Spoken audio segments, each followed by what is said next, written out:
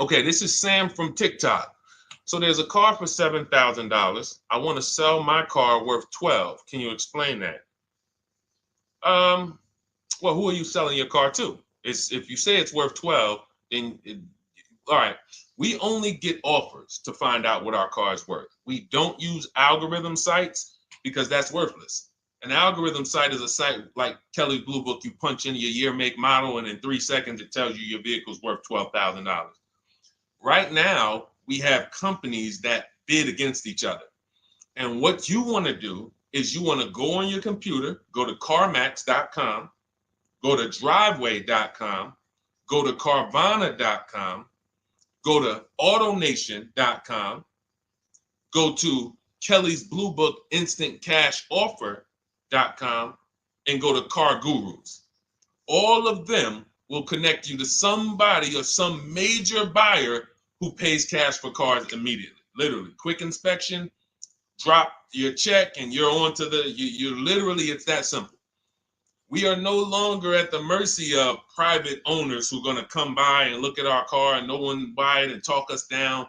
There are extremely competitive buyers in the market that I've been telling people about since 2021 when we were cashing out. I was big on telling you guys during 2021 to 2023, during that whole pandemic run, cash out now, because the values of those vehicles will never see them again. So there are some people who cashed out, but that was also the beginning of showing people that you can sell to what is called institutional car buyers. And that is what stopped people from trading their cars. There are people who have learned from me, and maybe other people have mentioned this, that will never trade a car again because you're not getting the money that it's worth. So you go to those 6 companies, Sam, it should take you no more than 20 minutes.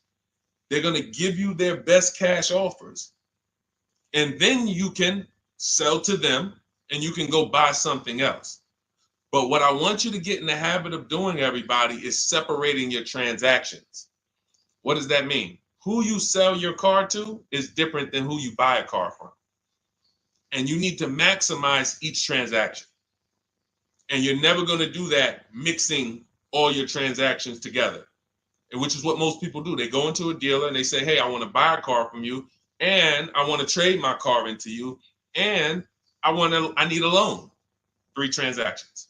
We don't do that. We separate them and we bid each one out using online tools. And that's how we get the prices we get. And that's how we pay less than everyone else. Okay. So the biggest thing, first thing is go to those 6 websites: CarMax, Driveway, Carvana, KBB, Instant Cash Offer, AutoNation. And all of you who want to find out what your car is really worth, you go to these 6 websites, get your 6 offers, and then you'll find out what your car is really worth. We do not depend on any dealer to tell us what our car is worth at all. Okay? Shoot the next question up, Dolan. And you guys can continue to type your questions. We're bringing them in from all platforms. This is Terrell Taylor. By the way, everything that I'm talking to you guys about is out of my new digital book. It's called Cars from Home, 7 Steps to Saving Time, Money, and Avoiding Dealerships. Some of you may have it. If you have it, shout out to those who have it, and shout out to those who've used it to actually pay less than everyone else. And make sure I want you to be like Tiffany. Send me your deals. Send me your deals. When you get your cars, I want you to actually send me the results. Look, this is, oh no, that's not Tiffany. That's someone else who used the book. Look, used the book, got $175 a month less than her first quotes before she used the book. So send me, but you can get a copy of this book immediately for 75% off. It's normally $97. Go to my TikTok bio. You won't leave the broadcast, and you can have the entire blueprint. If you don't want to try to remember everything I'll be teaching you over the next hour, you can have the blueprint. You won't pay the $75. You'll get the 75% off. And we also have a comment pinned in the comment section for you guys on YouTube and on Facebook, and on Instagram. You go to my bio. So anyway, go get it because it's only for 30 minutes. After the timer goes off, it's $97. It's still worth every penny. You can Google it. 5-star book. You can see all the people who rated it, all the people who's using it. This isn't a test. to do, but I want you to get it at 75% off. It's better to pay $24 than $97. Okay, Terrell Taylor. So you said, Terrell Taylor on YouTube said, I have $35,000 to $40,000 to buy a truck with. Should I buy a used or a late model new, 2022 to 24? So whenever we're considering a late model used car, this is a model like Terrell said that is 1 to 2 years old. Let me tell you why I don't like shopping for those first. I like to shop for a new price first. Whenever you are buying 1 or 2 year old used vehicles, you have to realize something. How do dealers get used cars? Trade, or they get them off lease, they buy them. When you have not waited 3 years, you're not going to see a lot of used vehicles in that option because most people don't buy a vehicle and then trade it in 2 years. So you're not going to see a lot of 1 and 2 year old used vehicles. I don't like that because when there's not a lot of a vehicle, the people who have that vehicle get to set very high prices that we have nothing to compare it to. And that's a recipe for losing and overpaying. I've had people come to me who are looking like you, and what I say is, I say, okay, shop for a new one first. I'm gonna tell you why. When you shop for a new one first, you get to see what the market value is. So take Sean. I'm showing Sean. Some of you have seen Sean. He got an F-150 Lightning XLT, $73,000 vehicle. Using what we teach and getting bids from home, using the Cars from Home system, he saved $21,000 on a new one. That was his best offer. He got multiple offers because we always get at least 5. So his best offer, he saves $21,000. If he had gone to look for a 1 or 2 year old one of this, he would have never known that the new ones he can save $20,000 off of if he shops right. Now, some vehicles, it might be $7,000 off, $10,000 off, $5,000 off. The point is, until you know what the new market is for a vehicle, you can't shop a 1 or 2 year old one. Because what happens if you shop a 1 year old version of what Sean got and he goes and he pays, he pays 65 for it because he thinks, or let's say 60. Let's say 60. A brand new one, 73. Someone else is charging 60. All right, it's 2 years old. Let me get that one. Not 15 grand off. Problem is, he just overpaid for a vehicle because he could have got a new one for less than he got that 1 or 2 year old one. That's why the recent shoppers, anytime you guys are shopping 1 or 2 year old, you have to shop new first to find out what the market is. Now, in my book, I have my strategies for shopping new online and shopping pre-owned. It's totally different. Pre-owned, you want to go to all the marketplaces. If a vehicle's not on a marketplace, y'all, don't shop. Don't look at it. What does that mean? You ever walk into a used car dealer and you see a used car, but there's no price on it? Type a $ if you've ever experienced this. If you've ever looked at a deal, you've been in a dealership, you see they have a used car, there's no price on it. Type a $ if you've experienced that. Okay, I see you, Terrell. Okay, perfect. I see you, Don Dickey. Okay, perfect. All right, we have enough people. All right, Makeover Forever Studios. I see you. Okay, Todd May, I see you. So this is a common thing. When you go and look at that vehicle, the most dangerous thing to do, I see you, Tony, is to negotiate on a car with no price because they can make the price up. When a car is on a marketplace like cars.com, carfax.com, carguru.com, carvana.com, carmax.com, these are all the marketplaces we shop for used cars at once. It's like a big round robin for us. This is how I want you to shop. Now you must be competitive or no one's coming. Now there's some people who try to pull a tactic. They'll list a car for 20. They have no intentions on selling it for 20. But they want you to come in and then they'll charge you more, fees, makeup fees and all of that stuff. That's why we always call beforehand. But we know the power is online. The competition is online. So when you're looking, Terrell, you're either deciding, all right, I'm either going to look for a new vehicle, find out what the market price is for the vehicle I'm looking for and how much I can save. What's my best offer? You need to get at least 5 offers. I'm telling you, it's going to be big differences.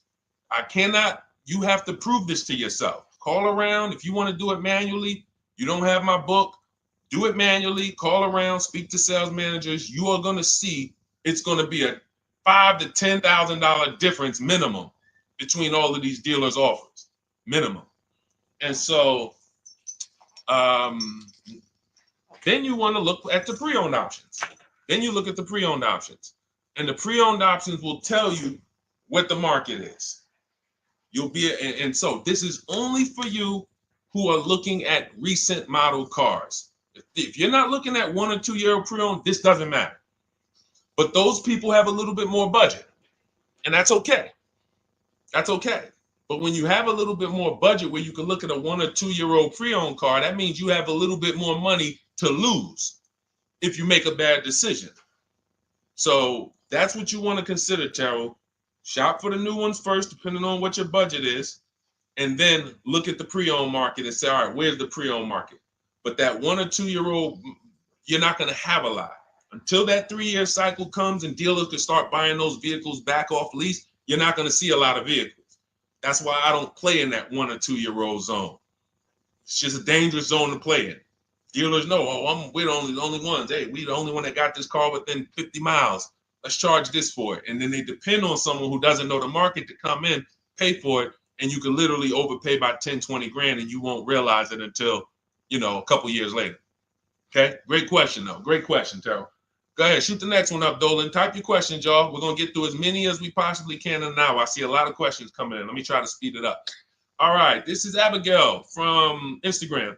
How do I shop for cars and take test drives without feeling like I'm wasting their time? I'm nervous. Okay, first thing to realize, Abigail, you're a very considerate person. God bless you for that. You're about to spend 5 figures on a vehicle. Some of you 6 figures. I love the courtesy, but we are the prize. When you're shopping the way I want you to shop, some of you, this is your first time here. You don't even know, hey, who is this guy talking? I spent 14 years in the car business. 5 years with Mercedes, 5 years General Motors. I've been helping people buy cars and get below market deals since 2019, education-wise. I love it, but you deserve the experience. If you were walking into the mall to spend 15 grand, let's just call it 15 grand. How would you want to be treated? Like royalty, right? Right? So, but I'm going to answer your question, but I need your mindset. A lot of what we're discussing is going to be the right mindset. You are the prize. That's why I don't want you going to dealers begging for discounts anymore. I want you sitting at home making dealers bid. This is how we do test drives on new cars and leases. New cars and leases. This is how we do test drives. I have it in my book because it's that serious. You're either going to have a great test drive or you're going to have a horrible test drive experience. We call and we ask the dealer, who's the most experienced person there? Who does everybody like? Who's the person that, has been there for a long time, just has a great reputation? Oh, that's John. John is just, he's been here 20 years. Everybody loves him. Okay, can I speak to John? Hey, John, my name's Deshone. I'm interested in the Honda Pilot. I just like to test drive it. I'm in the process of deciding what I want. And, do you have this particular model? You have one there that I could test drive? John, because we asked for the best person, we're typically going to get somebody who is not going to lie, usually. Not a guarantee, but taking these steps, I know these guys. I've been in this dealership. I know most dealerships have one person there who has a good reputation and who cares about that reputation. If you're enjoying this content, hit the like button, y'all. And Keith, y'all killing the likes on TikTok. Shout out to everybody who's hitting the likes on TikTok, to double tapping the screen. Appreciate y'all. And shout out to everybody who hits the like button. When we get there, we meet with John. We test drive. John, thank you so much. Can I have your card? I'll leave you my information. And if this is the vehicle I want, I'll be in touch with you. Perfect. Oh, Deshone, we don't sit down. We don't think. No, we never sit down. I'm telling you that there are things you must unlearn about the shopping process if you're going to win. And what does winning look like? Getting the most money off in the least amount of time. There's no leverage that you have when you sit down and try to negotiate with a car salesman. Every single dealer around you that wants to compete for your business, you can't talk to them while you're sitting in one dealer talking to a car salesman. That's why we don't do it. We get a card. Thank you so much. Listen, if this is the one for me, I'm going to give you a call. Simple. Pressure's off. There's no pressure in our system. You can't pressure us. That's what I want you doing. New cars, leases, that's how you test drive. 20 minutes, you're in and out. And I'm a car salesman at heart because that's what I am by profession. I would never develop a system that would allow you to waste car salesmen's time. I just wouldn't do it. I developed a system that when our people go get cars, look at Ansley. When our people go get cars, Ansley just got his lease, 1% lease, $58,000 Infiniti. Look, started the process Saturday, accept the deal Monday, all by email. $58,000 car, he's paying $554 a month, no down payment. We have tons of these. None of these people spent, look at Jared, lease like a boss, $569 a month down to $520, Volkswagen Tiguan, no money out of pocket.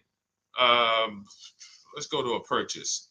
Pierre, pre-owned car purchase, got his 2022 Mazda, got a 20% discount off the original MSRP.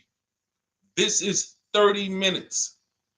We are not spending more than 30 minutes in dealerships. Who doesn't want to spend more time in dealerships? Type me if you're like Deshone. I don't want to be in dealerships that long. You thought you had to be in dealers to save the big money, right? You thought you had to be in dealers to save the big money. I'm showing you as someone who pays less than everyone and who teaches people to pay less than everyone. Look, Kimberly, $20,000 off a Maserati, shopping from home. Because when you can talk to more people at once, the discounts fly off. And you see that all these dealers want to compete. So what you want to do, the best thing you can do to not waste people's time, Abigail, is to shop from home the right way. Because when you shop from home the right way, you realize it's only a few things you need to be in the dealership for. That's your test drive. I just told you how to set it up. With used cars, we do it at the end. But we're only there for a second. In fact, when you go to pick up your car, they're going to tell you, thank you. This was one of the most easiest deals I ever made in my life. Because you came in, you emailed us, you knew what you wanted, you gave us the information we needed, we made you an offer, you knew what you were decisive. We have all these scripts. By the way, in my book, I have all the email scripts. You don't have to even think about what you're going to say. It's literally copy and paste, copy and paste, copy and paste, copy and paste when we're shopping for new cars and leases. With used cars, before I go to the next question, I want to hit on the used car process. Used cars, we must test drive at the end. We can't test drive used cars over here and then go and buy another used car over here. So what we do when we narrow our choices down on all these marketplaces to our top 5 favorite vehicles, we need to verify that there's no bogus fees. When I was shopping for my Infiniti truck, I narrowed it down to 4 vehicles. But I'm going to tell you something that's the most, who's bought a used car in their life? Type the letter U. I need you guys to program what I'm about to say into your brain cells for the rest of your life. Type the letter U if you bought a used car or if you plan on buying a used car one day. Type the letter U. All right, I see you, Michael. Don Dickey, okay. Terrell, I see you. Glizzy, Tony, okay. Lori, I see you. Victoria. Anybody who plans on this, let me tell you how. Okay, let me tell you how. All right. See, when I'm about to reveal big stuff, I got to kind of see how I want to say it. The marketplaces that we go to look at used cars on, They're never going to tell us what a great price is. And I'm going to tell you why. The only thing that matters, let's say we're looking at 4 white Honda Accords. 4, they're all white. These are the cars we want. We've narrowed it down. We're looking at 4. They all got similar miles, and they're asking price is $20,000. The marketplace is going to tell you what they think a good deal is based on algorithms. Based on all the vehicles listed on the market, this is a good deal. This is a bad deal. Here's what matters. How much was the original price of each vehicle? Why is this the only important thing? Because if we're looking at 4 white Honda Accords, but one of them was $35,000 when it was new, one of them was $39,000 when it was new, has a sport package, some special technology. One was $31,000 when it was new. One was $29,000 when it was new. What's the best value? What's the best value? You see how we clearly just went from, wow, all of these vehicles look the same, similar price, similar asking price. But once we found out, wait a minute, this one right here was $38,000 new. This one here has the cameras in it all around and the self-driving package, and it has the same asking price, or it's maybe $1,000 more. This is what I call the true value discount. The true value discount. And let me tell you why the marketplaces will never tell you this. Because if they advertise the true value discount, someone has to be at the bottom. In other words, when you're looking at Honda Accords, if you could go right to the true value, who's giving me the biggest discount off the original MSRP? That means the car at the bottom, they might be giving you no discount off the MSRP. We saw that during the pandemic. It was people selling, who remembers people selling Toyota Camrys, 3-year-old Toyota Camrys for the same price as they were when they were new? There was some deal, everyone wasn't. I know a couple dealers, I know a couple general managers who run dealerships who are ethical. And they said, look, I don't care what the market does. I can't sell a used vehicle for the same price it was when it was new. I'm not doing that. Because when that customer comes back in 3 years to deal with me, I'm going to have to help them again. And if I bury them in their car, then I'm not going to be able to help them. But there were plenty of people who was. The true value discount is all that matters, which means we have to know what the car was new. We have to find the Maroni label. We have to go on the Carfax. We have to go to where the window sticker is and get the original price. And then we'll clearly see, oh, that's the best used car. And no one else shops like that. No one else shops like that. If y'all get that, type dollar signs. If you get that, what I just said, type dollar signs. That is what is important, not what they tell you is a good deal. So going back to me, when I got my Infinity truck, 4 vehicles, all in a similar price range, all white. They were between $1,800 difference from each other, similar miles. But once I found out that one was 46,000 new, one was 48,000 new, one was 52,000, and the one I ended up getting was 54,000. That separated it. The one that was 54,000 new, they were giving me a 42% discount asking price. These are things that help you cut through the mess, the smoke and mirrors of the car business. In order for you to win and pay less than everyone else, you have to cut through the smoke and mirrors. That's what I'm great at showing you because I was in the business. So these are the things that, again, if you say, Deshone, I need the whole blueprint. I need to give me the step-by-step. I'm leasing, used cars, high mileage, new cars. Give it to me step-by-step. That is my new digital book. It's called Cars from Home, 7 Steps to Saving Time, Money, and Avoiding Dealerships. It'll be in your inbox in literally 5 minutes, and you get yours for 75% off. Support yourself and support your family by getting your copy. Go to my YouTube comments. We have a link right there pinned for you guys. We have a link in the Facebook comments. Get your book for 75% off for the next 30 minutes. You'll see a timer on the page. Now, if you're on TikTok, click that picture of me and go to that link in my TikTok bio and click the one that says 75% off to activate the 75% off link. Get your book so that you never have to wonder about this. Now, we're going to continue, but I just know as we answer more questions, some of you are going to forget that. What we just went over in the last 10 minutes, this next question, you're going to forget all of that. All right? Now, Dennis Gamister from Instagram, on a lease agreement, does the deal use the MSRP or the discounted price? So when we're shopping for leases, this is what we do. We get all our offers this is how we construct our offers.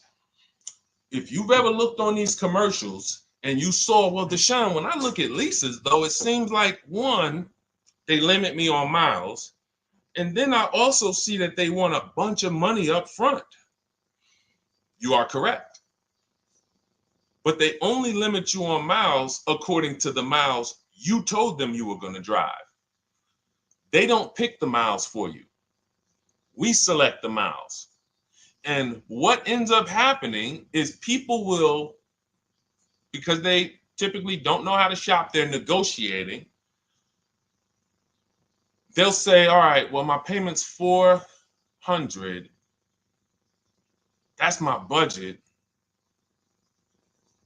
I drive more than 10,000 miles a year, but I guess I'll just take the 10. Instead of paying $20 more to get 12, they'll take the 10, and then they'll say something like, if I go over, I'll just buy it. Horrible idea. Absolutely catastrophic idea.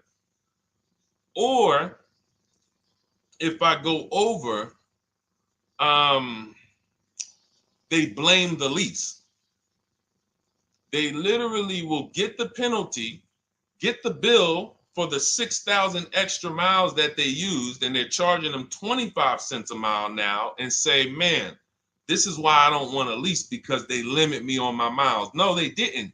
To save $20 a month, you picked the lower miles.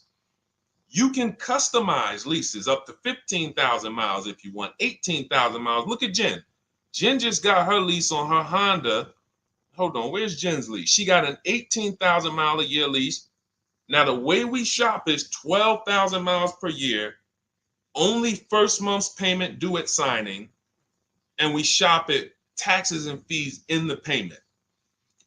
Jen, her best offer on her Honda CR-V hybrid, which is one of the most popular hybrid crossovers in the market, she got $512 a month, 12,000 miles. That's a 1.3 lease. We'll talk about the 1% rule for great lease deals and the 1.5% for overpaying. She gets 1.3. She bumps it up to 18,000 miles per year. But look how much more, y'all. $50. So for $50 more a month, she, instead of driving 12,000 miles, she gets to drive 18,000 miles. And she gets to drive as much as she needs to for $50. Versus her saying, you know, I'm going to take the 12 knowing I don't drive 12, and then I'm going to get penalties and, again, blame the lease. The lease is custom.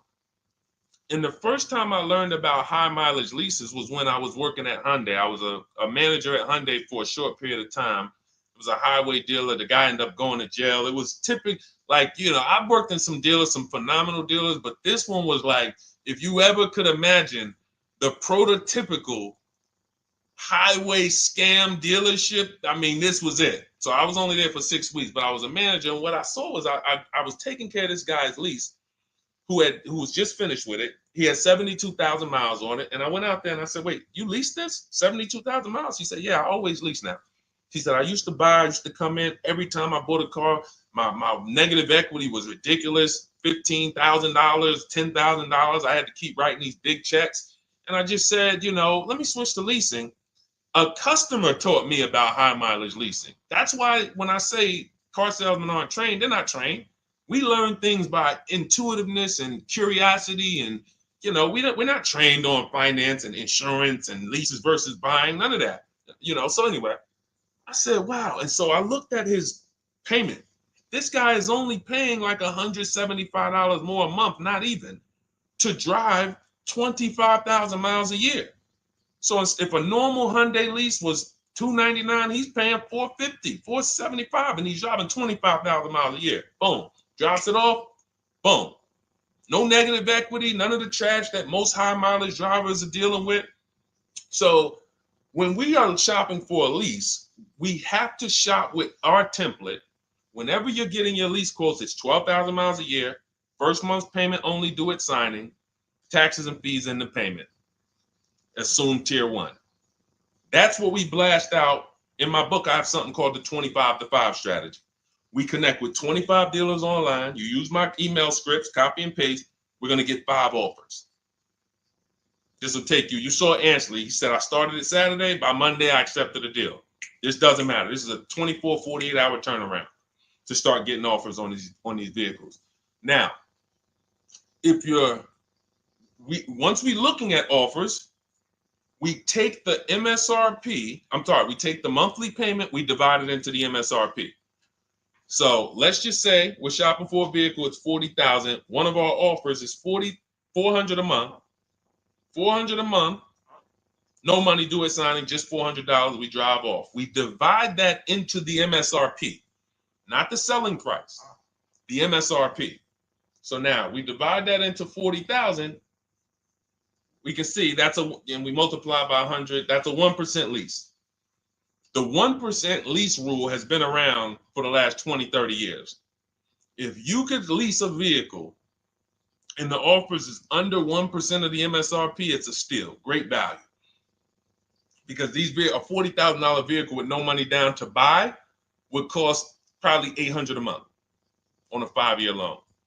So it's incredible value. It's a steal. You don't have to worry, am I overpaying? Nowhere near. You're still in the vehicle.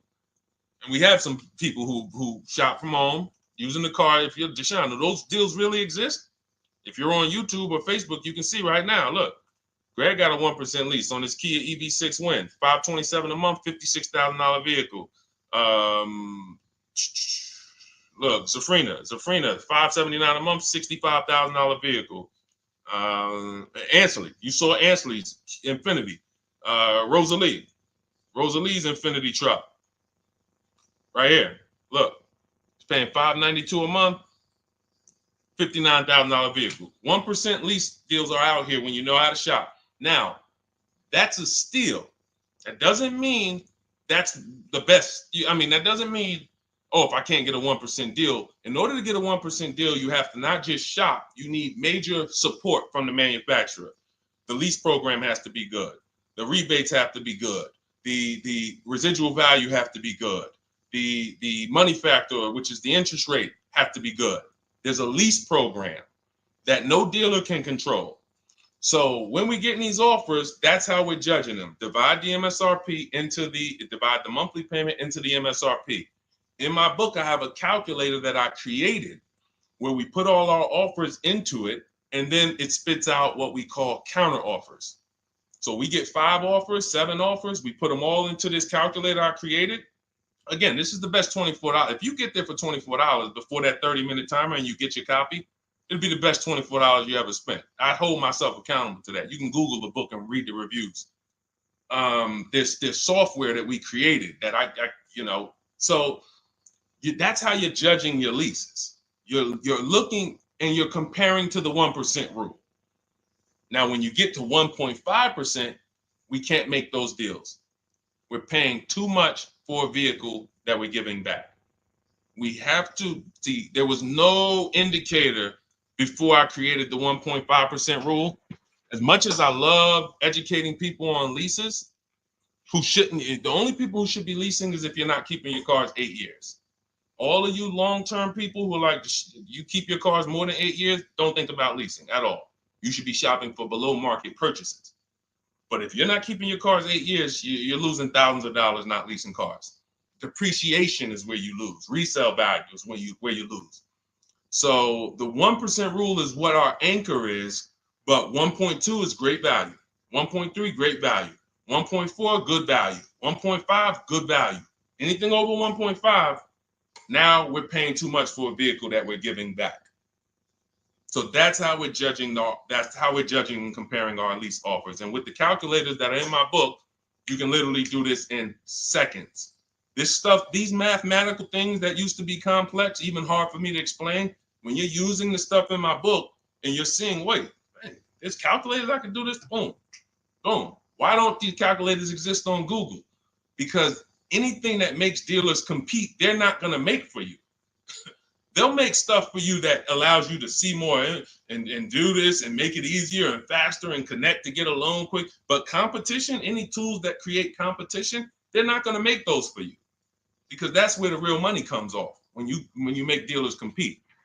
Okay, so you want your copy of Cars from Home, 7 Steps of Saving Time, Money, and Avoiding Dealerships. Click the picture of me on Instagram or TikTok. It's going to take you to my bio. You won't leave the broadcast. Click that link and then click the button that activates the 75% off, and you'll have 30 minutes. Once the timer goes to 0, the $97 price is what you have to pay if you want it. It's up to you, but $24 is much better than $97. $97 is still a great price. I have no doubt that you guys would write me, especially the more you use this. 1, 2 cars, 3 cars. You get 1 lease this year, a used car next year, a new car in about 4 years. And Deshone, what about when websites change? What about, this is an online system. Websites go out of business. Vroom went out of business. They were in my book. We used to get bids from them to sell cars to them. When we were shopping for used cars, they were in my multiple marketplace strategy. They went out of business. I went right into the master file, updated the 9,000 people that had a book. It was probably like 2,000, 3,000 at that particular time. And the next time people opened the book file, there was no room. That's why the book is digital. That's one of the reasons. You'll see the other reasons is I have scripts that I link you to. I have PDFs I link you to. Videos I link you to. I couldn't do this with a real physical book. So again, in the YouTube comments, in the Facebook comments, we have a link for you guys to get your book at 75% off for 30 minutes and use it. All right, Dolan, shoot the next one then, brother. Let's go. How old of a used car should a person buy? That's based on budget. I like to start with, when we open those marketplaces, Tony, you want to start with the most recent cars. The first thing you're doing when you open up the marketplaces, y'all, first of all, we're creating accounts. Out of all those marketplaces I named, 6 or 7 of them, we use 8. We use eBay Motors, we use Carfax.com, we use Cars.com, Autotrader.com, CarGurus.com, Carvana, CarMax, Driveway, and that's 8. 7 of those, or 6, allow us to create an account. Why is it important to create an account? So that every single new car that matches our criteria, as soon as it's listed, we get a notification. The people who have that notification on, most of them don't know how to assess the market like I'm showing you. So even if they get a notification that the car was just posted, they're not going to have the information to take advantage of it. They're going to hesitate. What we do is, the first thing we do after we create our account is we're now assessing the market. Where's the low prices? Where's the high prices? And I'll usually go 3 years back, sometimes 4 years back, and let's assess the market. Now, I have another calculator in the, matter of fact, let me show this to you guys. I have another calculator. It's called the Perfect Budget Calculator. The Perfect Budget Calculator. What this does, you guys can't see this on YouTube, but you can see it on you can't see this on TikTok. But if you go over to YouTube, Facebook, or Instagram, you'll be able to see what I'm sharing right now. Now, what often happens is, let me share this. Hang on. Boom. Okay. So now what often happens is, a lot of you will say, I could put down $2,000, but, if I don't have to, then I won't. Or, if you get a car and you pay $15,000, if you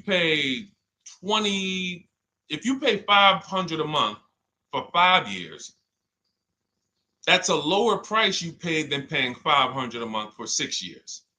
So ways to manipulate our budget is to shop within our budget for a shorter loan. This is all stuff where I said, okay, people don't know they need to be doing this. So let's make a tool that does it for them. And this is, you get access to this when you get your copy of Cars from Home, my book. So let's say we do something called an equity assessment. Everybody who has a car, remember I was mentioning a little while ago, we go to these websites, Driveway, Room, or all these, and we find out what our car is worth. Let's say you're like, man, okay, if I sell my car to CarMax, I'm actually going to have $3,200 of equity. All right, so when I sell, I'm going to put that into my budget. All right, now max, my down payment, max I could comfortably do is $1,500. That's max. Now, we use the average interest rate, and in my book, I give you a link to see what the average interest rate is at the particular time you're going to be shopping. Let's just say it's 6.9. Now, we enter a comfortable monthly payment. Let's say you're like, all right, I don't want to go any more than $425 a month for 6 years. That's my max. You enter your state so we can pull the taxes and we can pull the fees. New Jersey, calculate budget goals. Now it's going to ask you a comfortable monthly payment on a 5-year loan. You might say, all right, same thing. I still don't want to go over 425 no matter what. Perfect. What this does is create multiple goals. And it creates multiple goals. It creates a starting point. Now, if you find a car at this price, $18,776 or less, you can do a 5-year loan, use none of your equity, so this will go in your bank, and use none of your down payment. Now, next goal may be, okay, $22,000 or less. 6-year loan, no equity, no down payment. So the first two goals are no money down goals. If I find a car anywhere in these price ranges, I can do these deals, no money down. Now, this is one where I use my equity, but no down payment. Goal number 4, I use my equity for a 6-year loan, no down payment. Now, goal number 5. Now you can see the price of the car is getting higher. Use equity, use my use equity and down payment, but it's 5-year loan. And then here is your max budget. Your max budget, which is fine. There's nothing wrong with if you find a vehicle that, once you use this and you find the best price vehicle, as long as you are under this number, you are fine. The problem is when you go over that number. The problem is when you go over budget. All of these goals are your budget. So when I got my Infiniti truck, I got my goal out. It was my fourth goal. Now, this is how you make sure when you go out to shop, and look at the top. What does it say? You select your state determines the sales tax, will factor it in, give you precise figures. Now, you'll notice, what about the fees, Deshone? Don't all these cars charge fees? We've already factored in the taxes, and we've added $1,000 for fees. What is $1,000? The documentation fee and the motor vehicle fees. It's all in there. So you can go out and know that's my max budget. I cannot buy a vehicle, make a deal on a vehicle where my purchase price is more than $26,729. That's the perfect budget calculator. So there are certain things that I had to create. No one does them. Everything that I was referring you guys to, all the websites, I was doing this, and there was some things where I couldn't refer you to anything because it doesn't exist. We had to build it. So this is how we make sure we are shopping, whether it be for new cars, used cars, below our budget. And that's not how you make, but here's the thing. I need you, before we go to the next question, I need you to understand something. That doesn't make sure you pay below market price. You have to combine this with getting bids, because you can be within your budget and pay over market value. There's 3 types of prices you can pay for a car, whether it's a new car, used car, or lease. Did you pay market value? That's what everyone's paying. Average. Did you pay over market value? Our only deals we make are below market value. And the way that happens is through bidding and creating a marketplace around you where all these people are competing for your business. That is how you combine that with the budget. This will keep you below your budget, but it does not guarantee. If I gave this to you, all of you would be like, this is great. I'm never going to go over my budget again. But it does not, until you combine that with getting bids for whatever you're looking for, you still run the risk of overpaying, even if you're under budget. Okay? Clear? Type $ if y'all clear before we move to the next question. And there's no way for us to do this manually. If there was a way that you could do this manually, trust me, I would have told y'all to saw me make a video about it all day on my social media. There was just no way. We had to build software.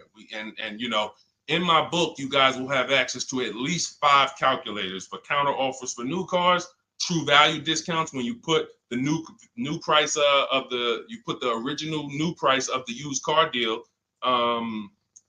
whatever used car you're buying, you put the new car price in, and then you put in the asking price, and it tells you the true value discount, perfect budget calculator. We have at least 5 softwares that I've custom built, and you know, to make sure you guys get great value. So again, you know, I didn't want to be the person who said, you know, you guys know, there's plenty of people who be like, man, the value I'm giving you guys, I'm gonna charge $2.99 for the book, whatever. The people who pay, they'll save the money. And the people who pay, there'll be some people, because some people are gonna pay, they just see value.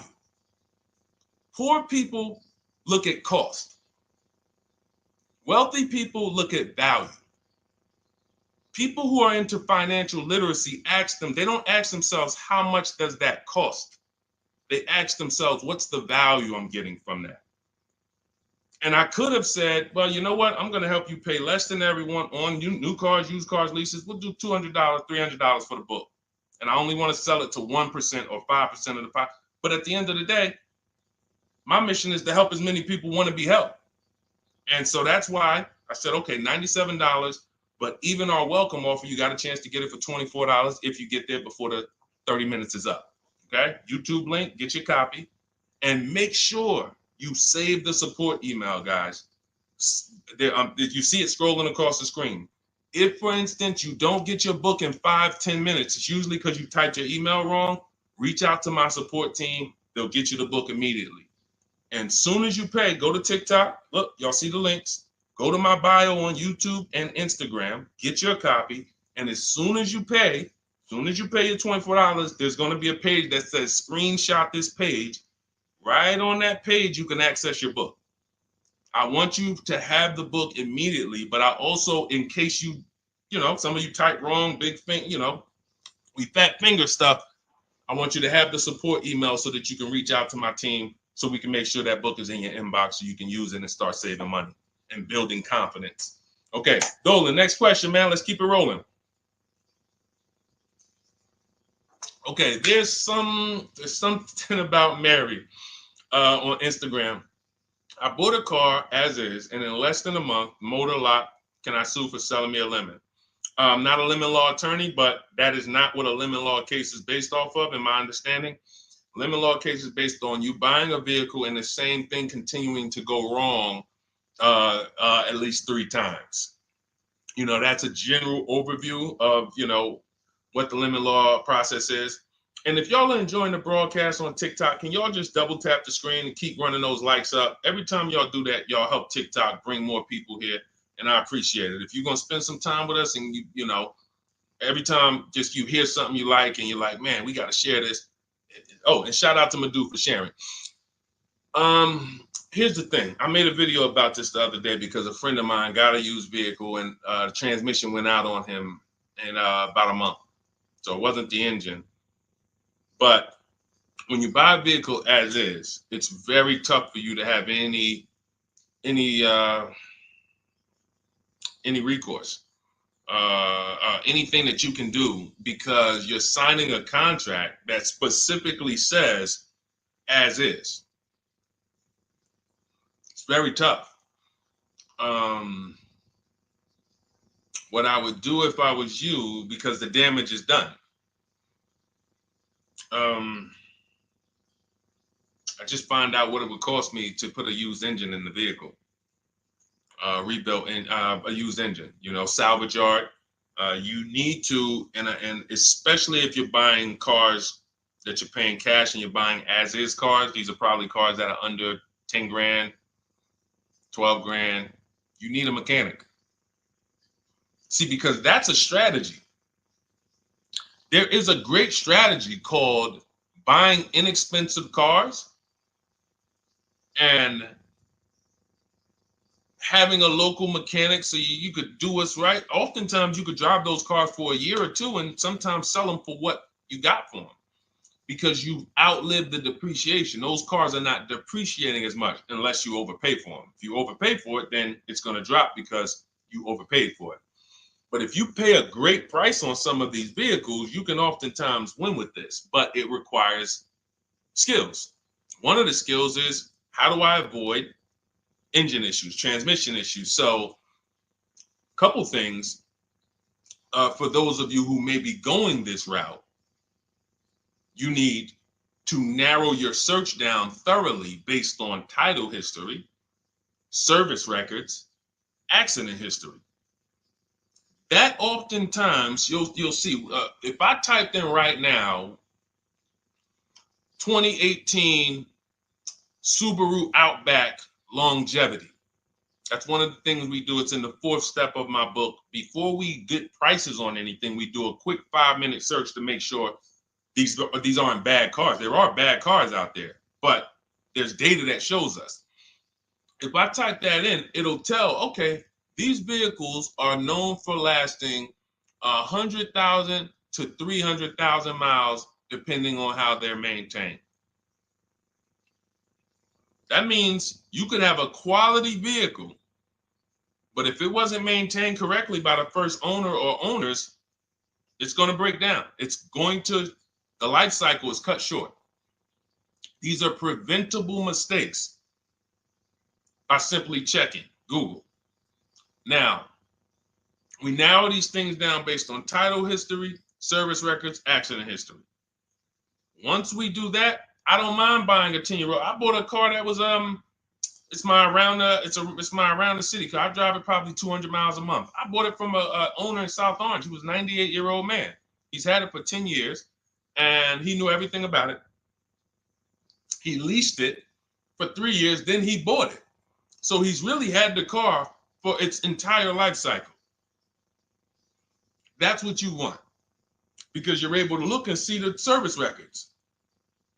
I don't mind. We have to take the risk off of ourselves, and the risk off of ourselves with used cars to prevent ourselves from buying these used cars that are breaking down on people and they're always in the shop and, they're dying on the road and you got to keep the tow truck on speed dial. It's simply a matter of checking to see the reliability records of the car, which is easily accessible on Google, the way I just said, and then making sure the one we get was actually maintained correctly. And that's going to give us the best chance of having a great experience. These are the steps we must take. But in your particular case, there's probably, I don't think you have a case. You can certainly reach out to a lemon law attorney. I don't think you have a case at all. I think because it's buyer beware with cars. It's buyer beware. That means it's on you. If something goes wrong, it's on you. And so what I would do is I would find a local mechanic that I trust, that everyone loves in the neighborhood, and I've been there for 10 years, 20 years. And I would say, listen, can you find out what it would cost me to put another engine in this vehicle? My father did this on his GMC Envoy about 6 years ago. It was a 2008 Envoy. The engine went out on him. He put a new engine in the vehicle. One of the best $2,000 he ever spent, $2,000 or $2,500, whatever it cost him. They put a new engine in that vehicle. He still has it. He's about to sell it for about $4,000. He's had that vehicle from 2013. Think about that. A lot of people, engine goes out, they sell the car. It's worthless now, so they take the loss. Meanwhile, man, let me come up with $2,500, and I still got no car payment for the next 6 years. We don't need to be so quick to go replace our cars. If we follow these strategies, we can actually, I love to see more people doing that. Just go fix the car. But don't go to the dealership to fix it when they tell you, hey, the engine's gonna cost $10,000. And what does the dealership say, y'all? When you have these major issues and the dealership tells you the transmission is $7,000 and a new engine is $10,000, what's their suggestion? What's their suggestion when they tell you that? Because they already know you're gonna be like, yo, what the heck? I can't pay all of that. What's their suggestion?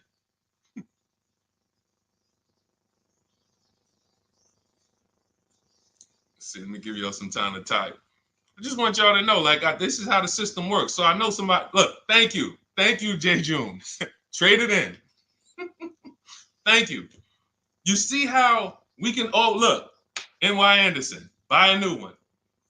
So what they do is, exactly, Victoria, they're going to suggest a new vehicle.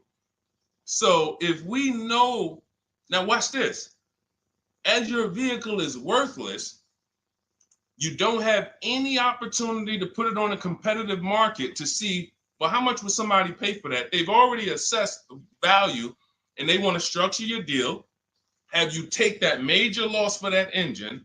They're going to put the engine in for a lot less than that and they're going to resell it. And now they sold you another car.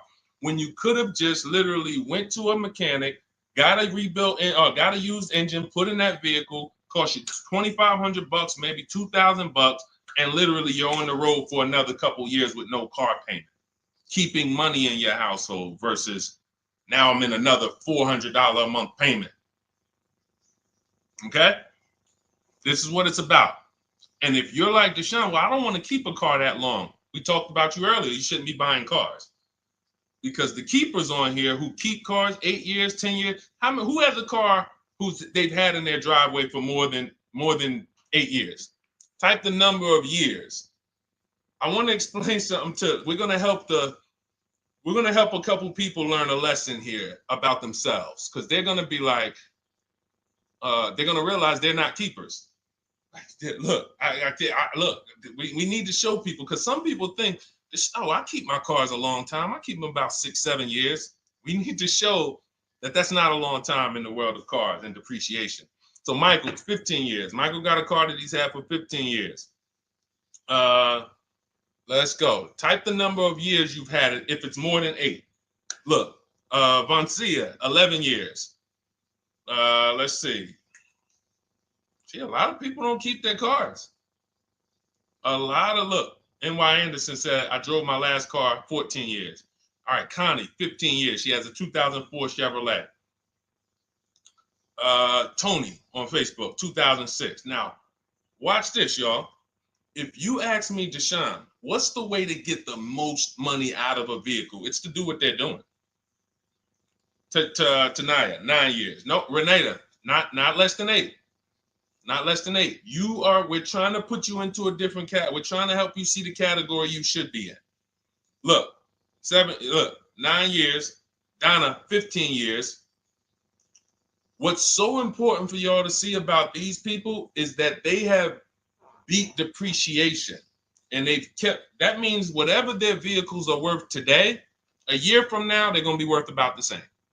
If their vehicles are worth $4,000 today, a year from now, they'll be able to still sell it for about $4,000.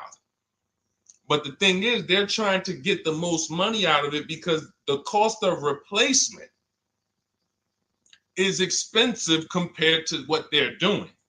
No matter how much they got to pay to keep those vehicles on the road every year, a little couple $100, maintenance, whatever, it's nothing compared to going and getting a new car and bringing hundreds of dollars a month or thousands of dollars in the form of cash out of our household. And everyone's not going to do that. And that's okay. You should not be buying cars. You should be shopping for below market leases. Because again, there's 2 ways to save money. Do what the keepers do. You just saw all the keepers. We shouted out all of them. And the other way is to go in and not tie money up in the vehicles in the first place. When you look at somebody like Danielle, she's driving a $44,000 Audi, 2024 Audi A3. That vehicle is $800 a month to buy, no money down. $800 a month for 5 years, maybe $700 a month for 6 years. She's paying $550 a month. She didn't tie up the money in the first place. That's the name of the game with leasing. Bonita on her Telluride. This is also to show you it doesn't matter what the market does. The market could be up or down. We're going to pay less than everyone. This is Bonita. She got a Kia Telluride during the pandemic when everybody was paying ridiculous prices. That's why I show her 2022. Look at the date. She said, I'm driving my dream vehicle, $600 a month. People were leasing. And I know if somebody watching this and they're like, if you leased a Kia Telluride during the pandemic, you are not paying what she's paying with no money down. I know it. I know it. People were DMing me, Deshone, I want a Telluride. They want $900 a month for them. I know people weren't paying $600 a month, but she came in, used our bidding system, used the same strategies you're going to have access to in my digital book. She got $600 a month from home without being in a dealership. Her dream vehicle. This is how you win. You're either going to not tie up your money in vehicles, you're going to drive new vehicles that don't have problems because they're always under warranty and you're paying cents on the dollar compared to people purchasing, or you're going to be a keeper like Michael and like Donna and like the people who said, okay, I'm keeping my vehicle this long. That's why in my book, it's 7 steps. But the first step is to ask yourself how many years you're keeping your next vehicle. That is the first question I would ask you if you and I were shopping together. My first question to you would be, Michael, how many years you want to keep the next vehicle? 8 or more or less than that? If you said to me, Deshone, I'm going to keep it at least 8. All right, let's go for the purchase. New or used, depending on budget, but we're purchasing. We need to find a below market purchase. If you said, Deshone, I'm 6 years max. I can't see myself keeping a car more than 6 years. All right, we're going to shop for a below market lease. Because the money you're going to spend in a below market lease, when you get these below market lease deals, not commercial leases, not what you see on advertisements. Those are ridiculous prices. We don't pay those prices. None of these people that you see, Greg, Charles on his Palisade, none of these are advertisements. They're thousands less. But when you're putting money in the cars and you're driving brand new cars, this is how it was for me when I was 22. This started for me at 22. I was working for Pontiac and I leased a brand new Pontiac G6. It was $256 a month. $256 a month. It was like a $21,000 vehicle. Same time, I had a friend of mine. She got a I don't want to say it because she might be watching this, and this is no shot at her. I didn't understand enough to teach her back then because I was new in the business. She went and she bought, let's call it a Honda Civic. Now my car was bigger because the G6 was a mid-size vehicle. The Honda Civic is a compact vehicle, but she bought it. $20,000 vehicle, 22, whatever it was at the time, paying almost $500 a month. Like that's a $500 payment. That's what it is. So my young household, I got a newborn daughter. I got a new car I'm paying $256 a month for. Same time, it's got families around me. They're in their 20s, but they're paying $500 a month. This is what showed me, wait, something's going on. And I never stopped. I bought a used car at that time, but since I've had 4 Infiniti leases, I've had a Jeep Grand Cherokee lease, and people always think, gee, you must be paying ridiculous money. I see you get new cars every 3 years, but they don't. I'm driving $40,000 cars, $45,000 vehicles. I never paid over $400 a month. Not one of my lease payments was ever. I remember I got this Jeep Grand Cherokee, and it was a $35,000 Jeep Grand Cherokee Laredo, 2018. When I got my offers, the best offer was $330 a month. 12,000 miles per year. And that's what I was driving. If I was driving 15, I would have bumped it up to 15,000 miles per year. I got $330 a month. I went in there and I gave them $330 for that Jeep Grand Cherokee and I drove off. $35,000 vehicle. This is what I'm telling you guys. This is what is called deal structure. If your deal is not on the right foundation, if you buy, but you should have leased, you're overpaying by thousands and thousands of dollars. And you're going to have subpar vehicles with that run out of warranty, and you're going to have the same payment. You're going to have higher payments. I need you out of these two categories. I need you in one of these two categories. I'm either going to keep my vehicle long enough to beat depreciation, 8 years or more, or I'm shopping for a below market lease. I'm not going to be stuck in the middle no more, buying vehicles and then selling them while they still have a loan on them, negative equity and all of this stuff. This is paramount. Okay, the buying versus leasing thing. I need most of you to put this to bed today. And I think I'm one of the only people that goes into buying versus leasing by the numbers. It's not opinion based. It's not, oh, I think you should lease if you're, depending on the car here, it doesn't matter the car. Doesn't matter the car. You can see Teddy's, let's show Teddy's luxury. Teddy got a BMW. Doesn't matter. He wasn't going to keep it 10 years. Look, goes on a BMW 2024 i4 M50. It's a $73,000 vehicle, $856 a month. $856 a month. Look, he said the dealer's initial offer came in at $937 using the counter offer calculator. Using the counter offer calculator, he counted at $829, $856. If you just jumped on the broadcast, I showed you some of the calculators that I created that are in this book. In my book, there's a reason it's 5-star rated. There's a reason people that you can go read what your peers say about that book. Get your copy for 75% off. It's in my TikTok bio. Click that picture of me. Click the link. Same thing on Instagram. Go to my bio. Click the link, and you'll see a button that activates the 75% off book. And if you're on YouTube or Facebook, it's in the comments section. 30 minutes only. Get your book so you can have access to all of this. Unless you just have an incredible memory and you can remember everything we talked about over the stream, but none of you can. I know none of you can. That's why, I couldn't even do it. It's just too much. We're talking about used car strategies, new car strategies, lease strategies. You guys, you're not gonna remember all of that. But anyway, let's go. All right, I think we got time for a few more. Go ahead, Dolan, keep it rolling. Make sure you guys screenshot the support page. As soon as you pay for your book, the book is on the thank you page. Remember that. I don't want you, I send you the book 2 ways. As soon as you pay, it says access your link below, open it. You can click it and save it right to your phone or computer right then and there. If you do not save it right then and there, make sure you screenshot the support page or use the support email that's scrolling through the screen. This is not for questions. Do not send me general car questions here. I don't answer questions by email. That is strictly for those of you who have your book and you're like, or you paid for the book and you're like, okay, where is it? It's usually because the email was wrong. That's okay. Hit that support email so that my team could send you the link out so that you can have your book today and start digging into it and using it. Even if you're not shopping right now, you can still map a plan out. Go ahead, Dolan, shoot the next question up.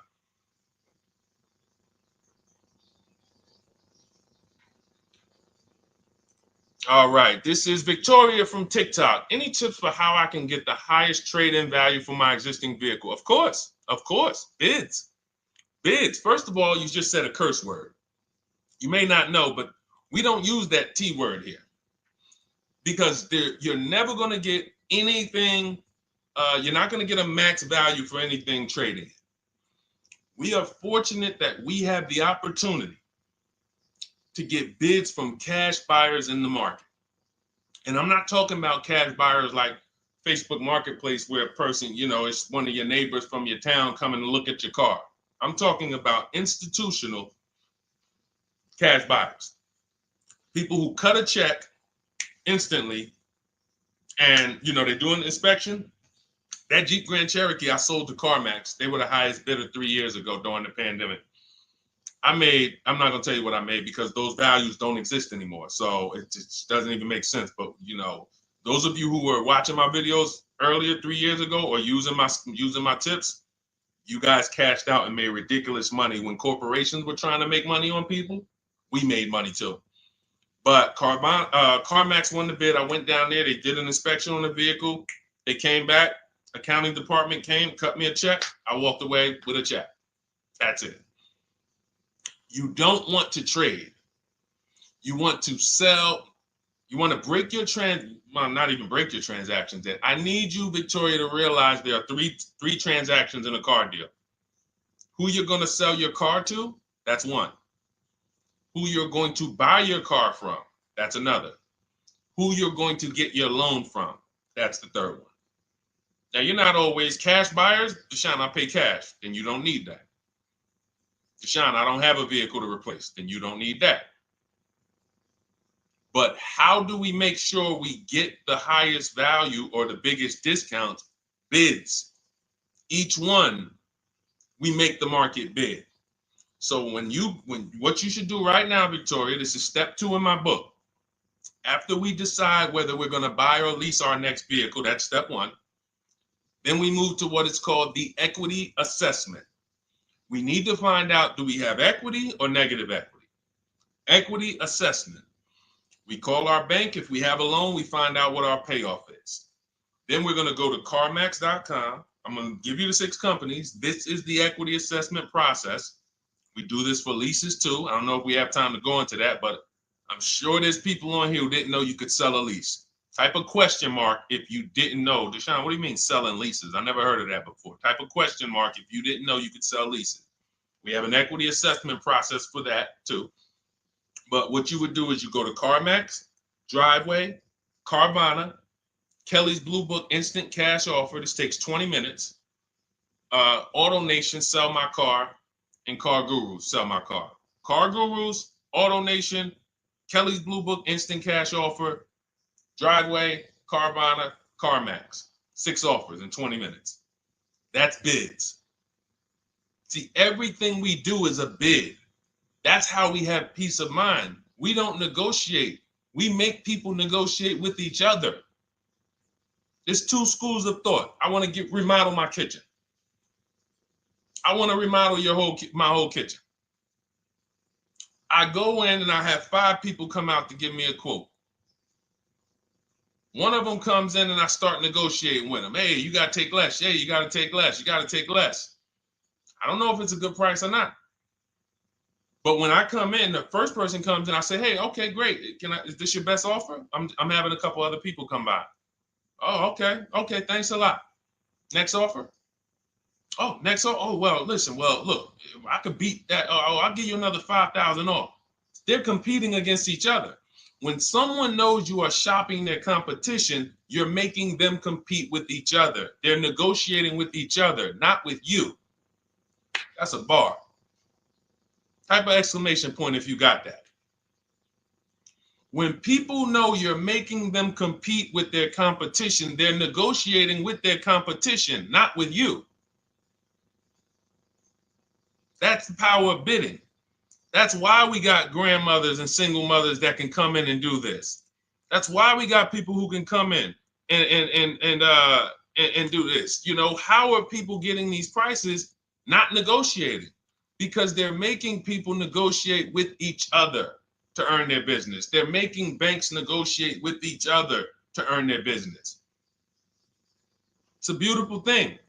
Banks and dealerships depend on you not making them compete. They want to negotiate with you and try to make you imagine and make you think, well, that's the bottom. That's the bottom. And you think that's the bottom, but that's only their bottom. Their competition's bottom is different. Their competition's best interest rate is different. Their competition's best discount is different. And why is what we do so easy? Because we're right here in our houses.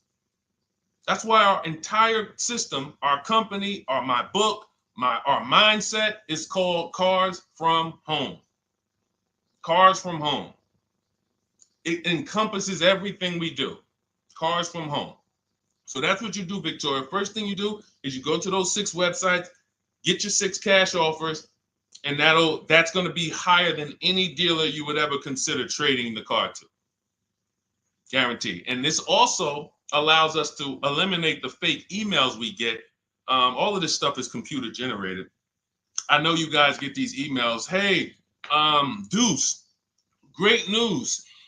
We need your 2016 Kia Optima. We have a customer looking for it. We'll pay you $2,000 over MSRP. Who's gotten those emails? We'll pay you $2,000 over Kelly's Blue Book. Who's gotten those emails?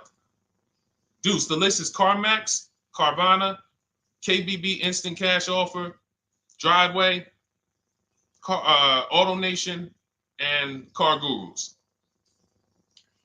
Car Gurus. That's step 2 in my book, the equity assessment process. This is stuff we do before we start shopping. Decide whether we buy or lease is step 1.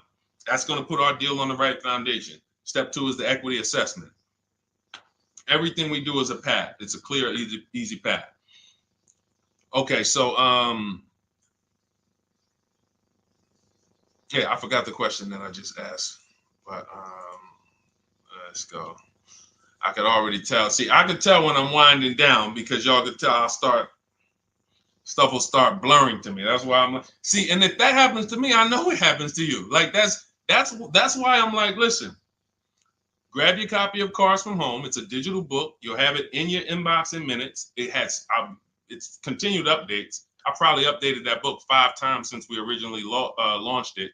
Added calculators to it. Those weren't in it originally. I've added the calculators.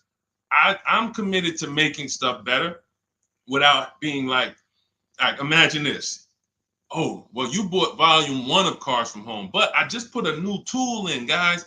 Now you're going to get volume 2. And now every time a website changes, you got to get volume 2 and volume 3. And 5 years from now, you're getting volume 9 each time. It's like, no, literally one-time cost. And I can't tell you if that'll be around forever. I can't tell you that. I can't tell you 3 years from now, I'm going to be giving free updates of the book. I don't know. But I know today, that's what it is. Everyone who gets their book, you get free updates as I update the book. Because there's value in that. There's value. I could send an email out to people every 3 years and ask them, hey, did you enjoy the book? They're going to say, hey, yeah. Well, here's the thing. My new version is this. There's value in that. It could just be $24. They're already a believer. Someone who used the book's already a believer. So they'd be like, yo, the new version, oh, I'm about to shop again. $24. I'll pay it again. It's the best money I ever spent. But for now, I'm not doing that. Those of you who have the book, you will get free updates, and we'll keep you on the list to make sure you always get free updates of the book. So your link for 75% off is in the YouTube comments. It's only good for 30 minutes. It's in the Facebook comments, and it's in my Instagram and TikTok bios. Click those links in my bio. Click the button that says 75% off my new book. Get there before the $97, before it goes back up to $97. And make sure you save the support email, guys. Screenshot the support email. It's scrolling across the bottom of the screen. If that book is not in your inbox in 5 minutes, I want you to email my support team. Make sure you check your spam. And I also want you to, as soon as you purchase, you'll see, I say, hey, access your book below. So there's a link where you can click, open it up, get your book immediately if you want to download it, but I also email you a copy. But make sure you save the support email just in case. And again, that email is not for questions. Okay, it's not for car shopping questions, nothing like that. That's only to make sure you get your book. Okay, so great. Listen, great job. We've been on here about 1 hour and 20 minutes. Great questions. You guys know I like to go into detail in these questions. I would love to be able to get through 100 questions in 1.5 hours, but that's just not the way it works. We're not talking about buying, $100 items here. If we were talking about house buying, we'd have to go into detail. These are major items. This is the most expensive item y'all are going to buy behind your house. Think about that. And think about how many people are there to protect you when you buy a house. Think about how many people have licenses. See how that question got asked earlier? Can they sue if it was a house and they did you wrong? Sure. You can go before the real estate commission. People can lose their license. People can lose their ability to practice real estate. If they did something unethical, you can bring them before a court and a judge, and you can have recourse. You can get, justice. Cars, you got nobody. No one's licensed. The person who's helping you buy your car that you're sitting there negotiating with, which I want you to stop, they might have just got that job. And they didn't get that job because they're a finance expert and they're someone who understands how to help you, because they're not going to ever make you compete against. They're never going to put you in a position where you can make them compete. They'll say, hey, let's negotiate. But here's the thing. That person just got a job because, you know how many people walked in a dealership with a good smile and a good personality? 2 weeks later, they're selling cars. These are the people that are helping you. They're not licensed. They didn't go through school. They didn't go through ethics training. They didn't go through any of this stuff that realtors and brokers have to go through to help you buy houses. So when you get your car, it is on you. That's why you want me working with you. You want my blueprint. You're not by yourself. You're watching my videos. Once you get my book, you can stop watching my social media videos. I don't want you watching my social media videos if you have my book. It's just going to confuse you, because what my social media videos do is warn you what not to do. That's what my social media videos do. Don't do this. The worst thing you could do is this. The worst thing you could do is this. Don't do this. My book is teaching you what to do. It's telling you what to do. It's not an education book. It's a do this first. Step 1, do this, do this, do this. Step 7, hey, congratulations, we're taking delivery. We're not focused on that. So once you get my book, you don't have to watch my social media videos ever again. And I want to say that because a lot of people will get the book and still be watching them and trying to piece it together. You got my blueprint. You don't need those videos anymore. Okay? So always a pleasure, y'all. God bless you. To those of you who have your book, make sure you email me when you pick up your cars, send me all the details.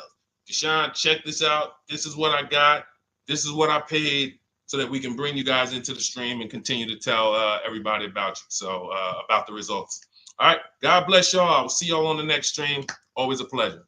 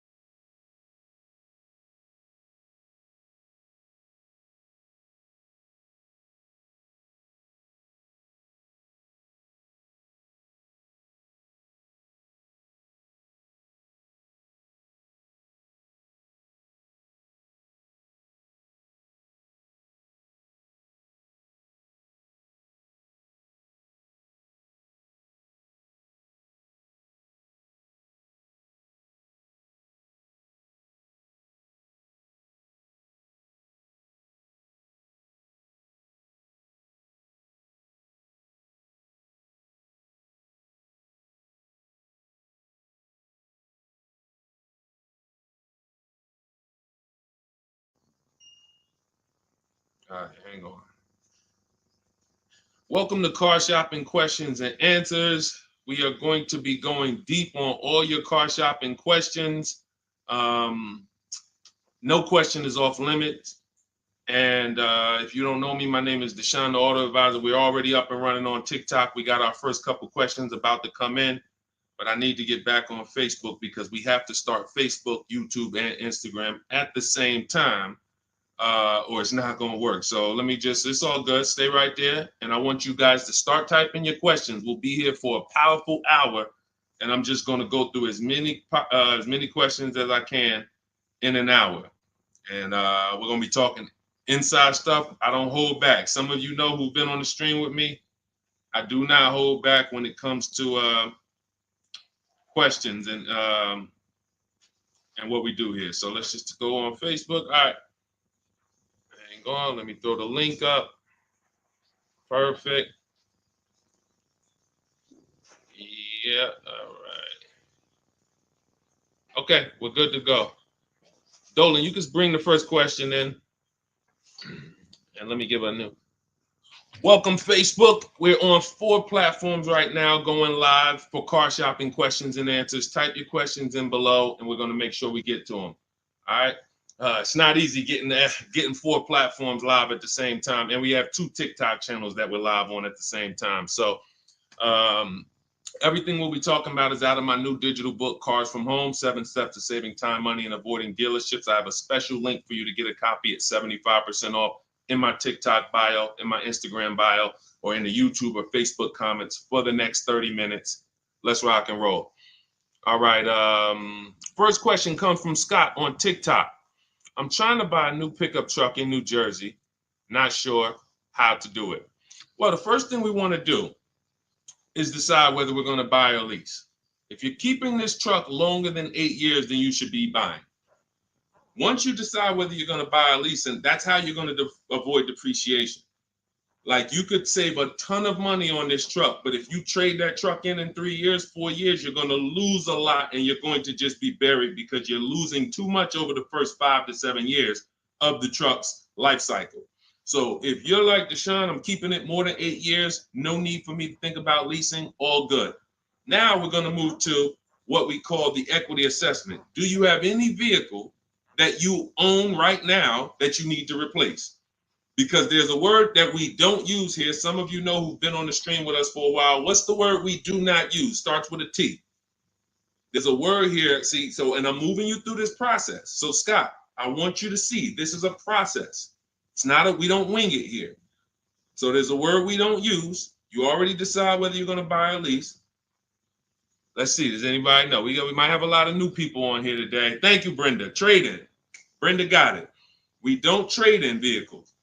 Because again, when we start talking about getting all the money on our car deals, we got to realize something.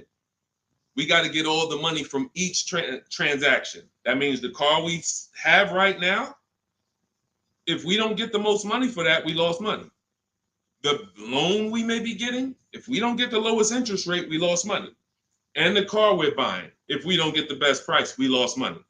So what we do is the equity assessment. Let me know if you have a vehicle you're going to be replacing. We would make sure we go online, we go to bidders, and we find out the highest bid we can get on our vehicles. Takes us 20 minutes. 6 major websites: CarMax, Driveway, Carvana, Kelly's Blue Book, Instant Cash Offer, Car Gurus, and AutoNation. These are people who are fighting tooth and nail every day to buy cars. So we get bids from them. Now, let's move in. Let's say you don't have a car to replace. Now what do? Well, let's look at how we're going to pay for this truck. Are we going to, let me turn on airplane mode to make sure I don't get any interruptions. All right, how are we going to pay for this truck? Are we going to buy it cash, or are we getting a loan? So if we're getting a loan, then we need to see, are there any special interest rates on this truck we're looking at? If there's 0%, if there's 1.99%, that eliminates us from needing to shop for a loan. That's called a subvented interest rate. No one's beating it. So when you guys see like Honda, if a vehicle you're shopping for has a 2.99% interest rate, 1.99, that eliminates us shopping. But there's one parameter we must look at in the fine print. What's the term? Is it for 3 years? Is it for 5 years? If they give us 0% for 3 years, a lot of people can't afford that payment. Interest is great. There's no interest. It's free money. But you got to be able to afford the payment based on the term. Then we move into looking at, is this a quality truck? It's a very important step. Let me tell you what happened. People used to buy Range Rover. When I worked at Mercedes, we had a Range Rover dealer right next door. People come in and get a great deal on a Range Rover, come in, feel like, okay, I won. That truck's in the shop every 90 days. Every 3 months. Lights going off, it's on a flatbed. We had people going in that dealership, literally. Maserati had a couple models, same thing. But there are domestic models too. There are import models. There are Japanese models too that have issues. So what we do is we do a quick search, takes us 5 minutes. Nothing that I'm talking about takes more than a couple minutes. In fact, our entire process to buy cars that I teach, my 7-step system, is 90 minutes to 2 hours. You can get the best, you can get below market deals on any vehicle in no more than 2 hours. So, but we can't get a below market deal and then find out we bought a bad vehicle. That means we lost. So whatever truck you're looking at, you would type that truck into Google and you would type, for example, 2024 Chevy Silverado, and you would type in initial quality. Initial quality, guys, is going to tell us what the data says about the vehicle in its first 90 days. That's initial quality reports. That means when people get it, all the owners, the thousands of owners that are buying this vehicle, what are they saying in the first 90 days? Are they saying the electric, are they saying it's hard to manage? It's too complex, there's issues. Initial quality we look at and we skim Google to see if we see any red flag articles. Then we switch initial quality to reliability. Reliability is what are people saying the first 3 years? Does this vehicle have a history in the first 3 years of having issues? Maserati owners who was buying these Ghiblis and buying things back in the day, the Quattroportes that were having issues, they would have saw that. And they would have made a decision not to buy those vehicles. These things, this 5-minute exercise prevents you from nightmare ownership experiences. Paying less than everyone is one part of this deal, guys, of what I want you to get. That's one part of it. Getting a quality vehicle is the other side. And you can't have one without the other. Great price, not a quality vehicle, we lost. Quality vehicle, we paid market value or above market value, we lost. So we need to get both. So then once we find out, okay, the vehicle I'm looking for, it has great marks, there's no red flags, now we move into getting offers. And very simple, we get offers right from home. That's why everything I teach is called Cars from Home. Cars from Home. It's a mindset and it's also a process. We sit down here and we contact dealers online. I have something in my book called the 25 to 5 strategy. That means we're connecting with 25 dealers in 20 minutes and we're going to get 5 offers. It is important that you must get 5 offers because 4 of them are going to be overpriced. I can guarantee you that. Right now I've worked with 2,200 people personally around the country, and we have about 9,000, approaching 10,000 people that have my digital book, Cars from Home, in their hand in the last 4 months. So when we look at the data, not to mention I shop myself, you know what I'm saying? I've used this. I know you may think every dealer has the same price. They're all different. They're all different. That's why your best deal, and pay attention to what I'm about to say. In fact, hit the share button if you're locked in. Share this with one friend because one friend might be out there shopping right now, overpaying. All right. Oftentimes, the dealers that are the closest to you are not going to give you the best offer because they think they own you. I'm going to say that again. When a dealer sees your zip code come in, when I was in the dealer, we used to get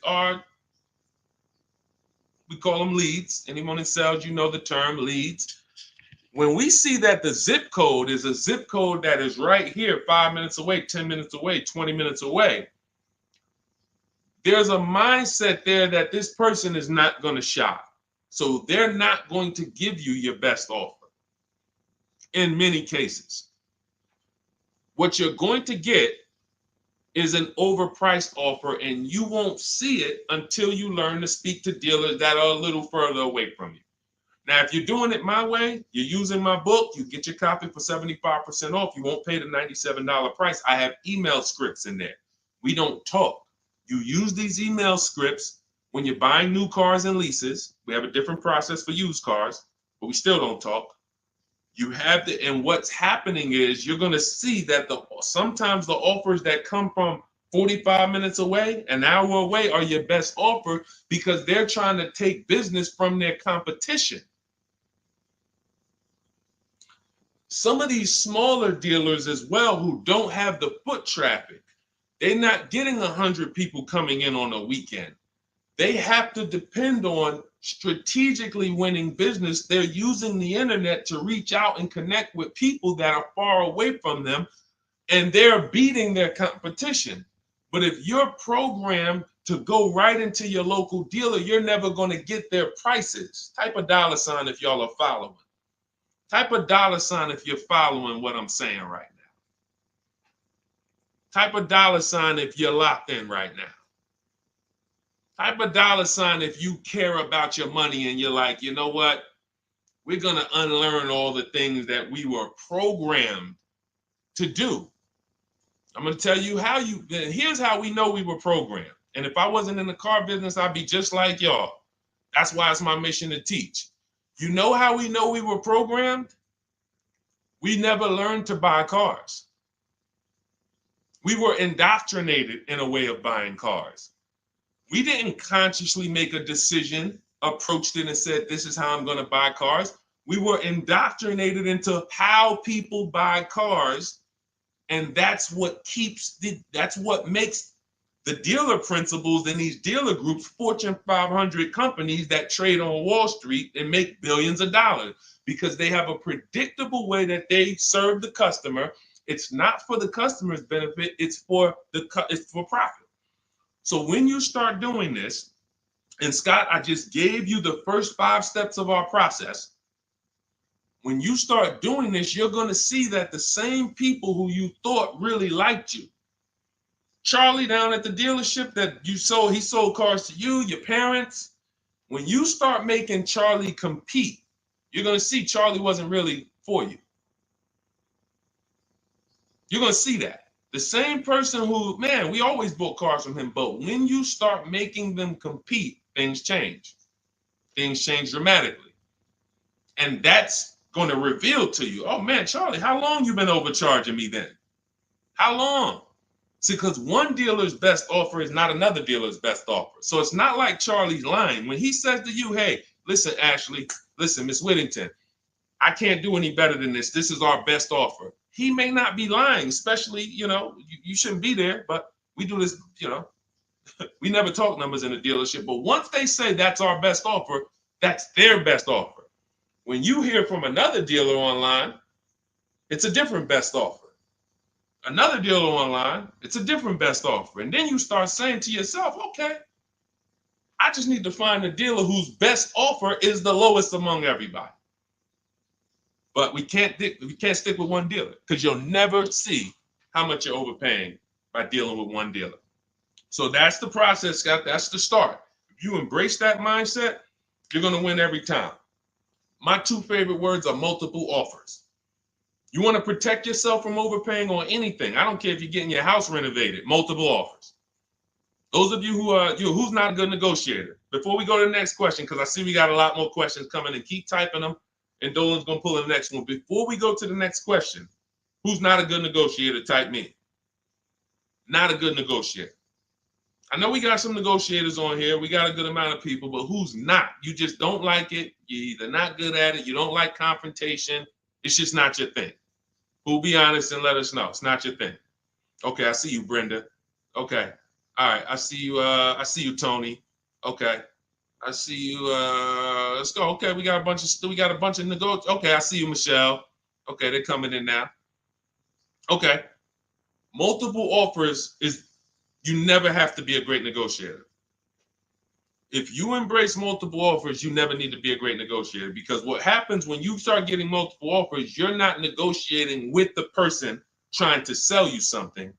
You're making them negotiate with the other people trying to sell you stuff. Big difference. When you negotiate one-to-one, you're negotiating with a person. When you make other people get bids and you get multiple offers, now those people are negotiating with each other to win your business.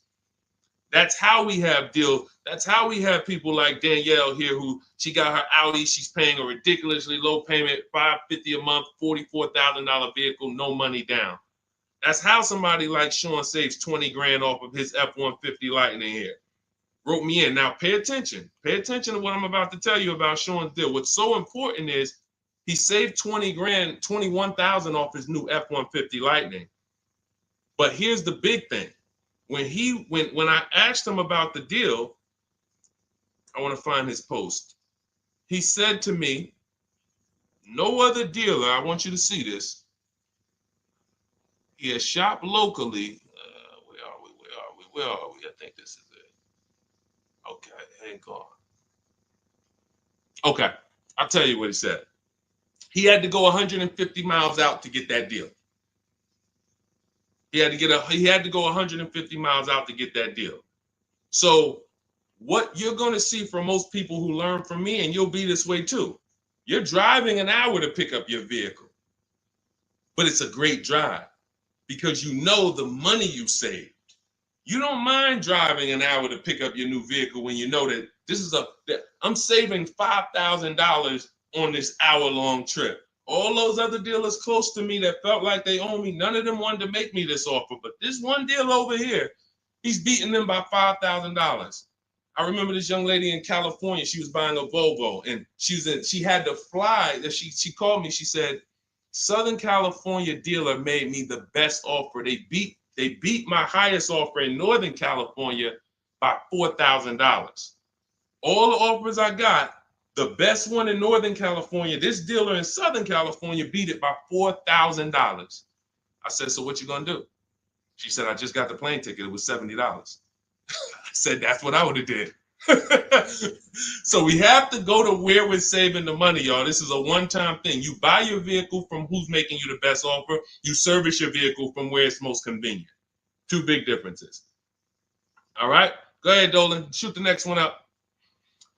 Everyone who just jumped on, this entire stream is sponsored by my new digital book. It's called Cars from Home, 7 Steps to Saving Time, Money, and Avoiding Dealerships. It's already 5-star rated. You can Google it. For the next 30 minutes, you can get your copy for 75% off. It's my entire blueprint of leasing step-by-step, getting below market leases, getting below market purchases, getting below market pre-owned deals step-by-step, making banks bid for our business step-by-step.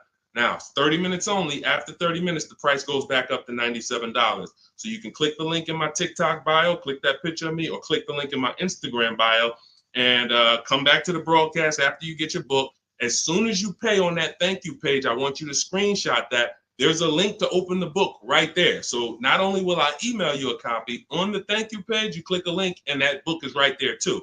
So, and then for those of you on YouTube or Facebook, we have the link showing below.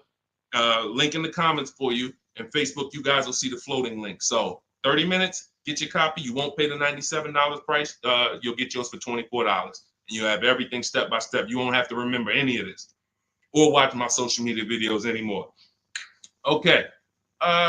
Scott says, dude, just wondering if you've heard of the Ford Flex Buy program, and if so, what are your thoughts? Well, let me do a little research on this. Hang on, because we can find out if this is going to be good for you or not. Let me tell you how easy it is when you figure this, Scott. When you grab this mindset, when you unlearn this. Hold on, they're saying they couldn't hear me on TikTok. Okay. Well, as long as you could, well, I know you guys can hear me here. We're on 2 TikTok channels right now. So let me see here. I'm pretty sure. Give me a, before we hit this question, let me make sure. Can you guys hear me on TikTok right now? Type yes. If we don't want to continue and people can't hear us. So let me know. But I see, these are the people I love right here. I love people who say, I'm going to get to it. Hopped off of TikTok, because we're on 2 TikTok channels, and now on Facebook. She said, I'm getting to this information. I don't care if I got a skim platform. I love it. Okay, so we're good. It must be just this one TikTok channel then that we're having issues with. So it's all good. Let me close this one out, and then we'll keep it moving. Okay, so this is how easy it is to find out if something's worth it or not. Does it make people compete for my business, or does it try to lock me into something? The competition is what saves us money, which is why none of these websites you're ever going to see is going to create competition. I'll tell you about the used car websites. They're not creating competition. I'll tell you that. See, I don't want to skip this, but let's check this Flex Buy program, and then if we have time, I'll explain to you why those used car marketplaces we shop on, it's not competition. They're trying to sell you on variety. But let's check the Flex Buy program, and let's see how this works. Okay. So what is Flex Buy? Flex Buy is a unique payment plan for qualified buyers. Ford Flex Buy program payments start out lower, gradually get higher after 36 months. The Ford Flex Buy program takes the rate on a 60-month traditional loan and extends that rate to 66 months. The first 36 months of the loan, the payment will be lower as compared to the 60-month payment. The last 30 months of the loan, the payment will be higher than the first 36-month payment. Although every reasonable effort has been made to ensure the accuracy of the information. Okay, hold on. Let's see. I'm going to tell you what I don't like about this already, and I need more information. If this is in any way adjusting to the market rate. I'm talking about if the bank says like think about an adjustable rate mortgage. Some people have had a fixed rate and some people have had an adjustable rate mortgage.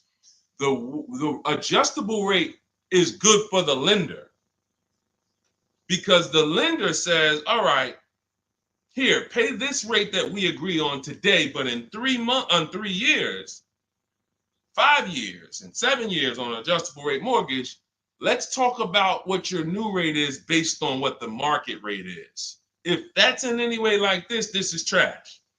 Because the banks will say, all right, well, for the first part of the loan, we're going to do one interest rate. And then we'll look and say, midway through, what's the market rate? And if the market rate's lower, great, you win. If the market rate's higher, then you lose. So here's the thing.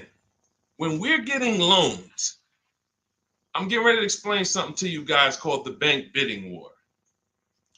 There's so much money in loans, it's ridiculous. That's why there's people who want to loan you money to buy cars. They don't even sell cars. And could y'all keep tapping the screen on TikTok and running those likes up? Can we get to 1,000 likes real quick? Every time y'all tap the screen, y'all run the likes up and y'all actually help TikTok bring more people over here that need to be here. So I appreciate everybody. And thank you to everyone who hits the like button. I appreciate you. It does matter. Now, the credit bureaus in the United States allow you to do something called rate shopping. Rate shopping is when you actually let multiple lenders run your credit within a small period of time, and they can access it with a hard pull and it won't drop your credit score more than one hard pull. So let's just say one bank, Bank of America, accesses our credit to give us an offer for a loan.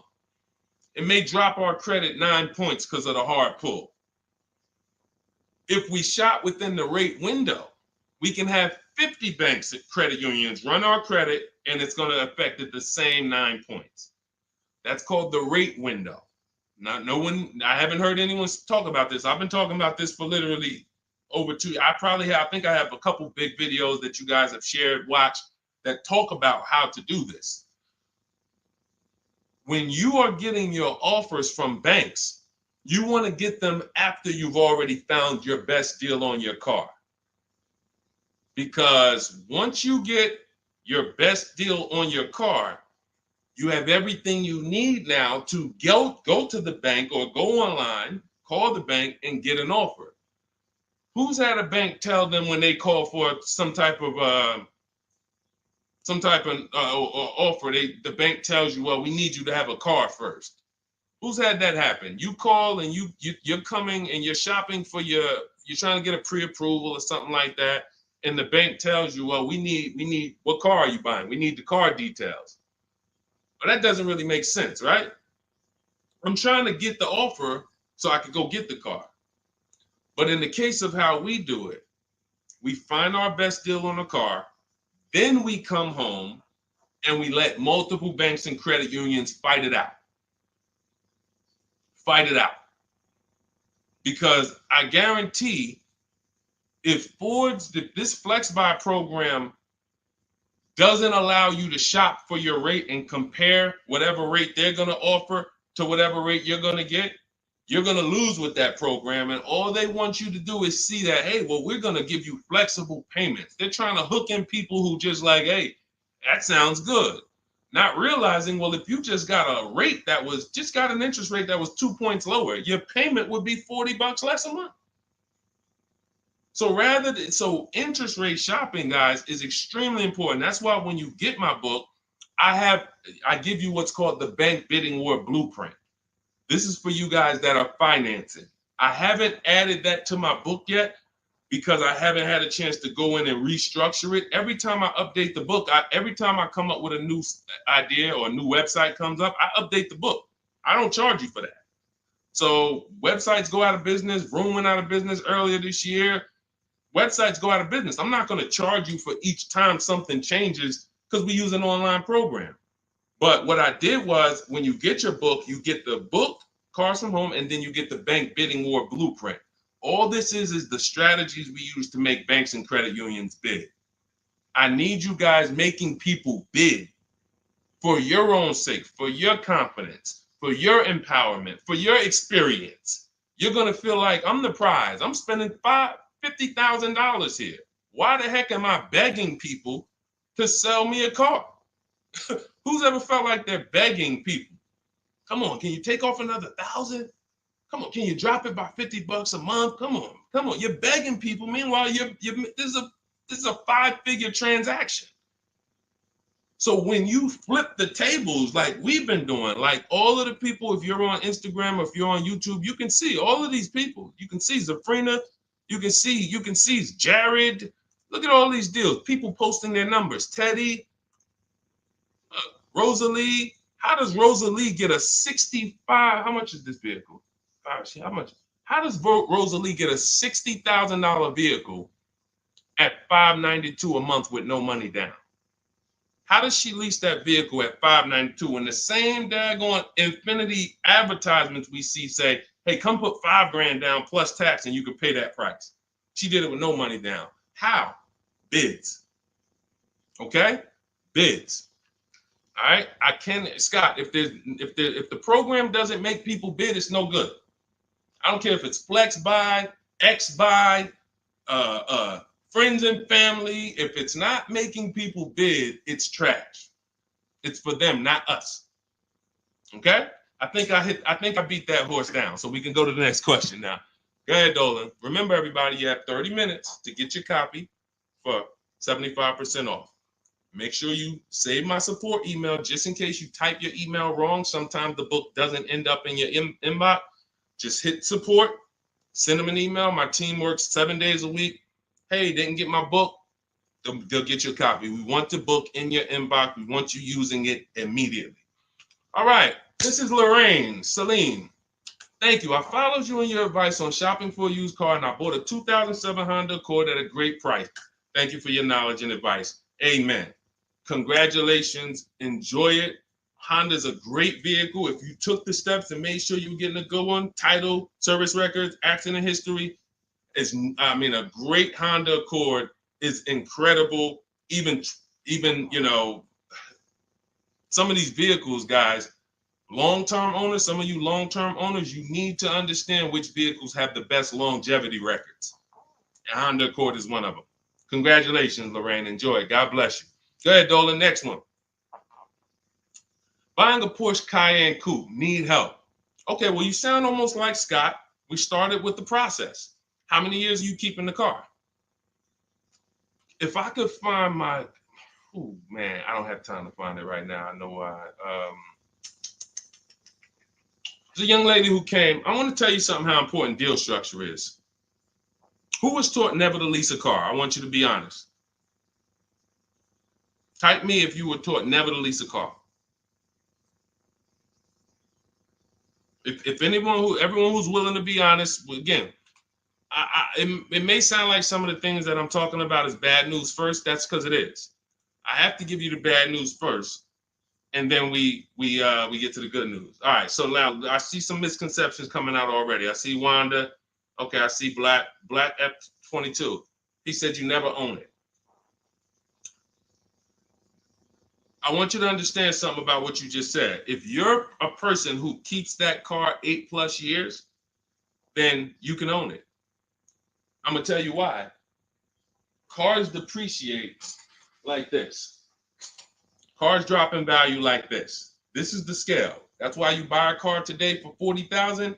5 years later, it's worth $18,000 or $15,000.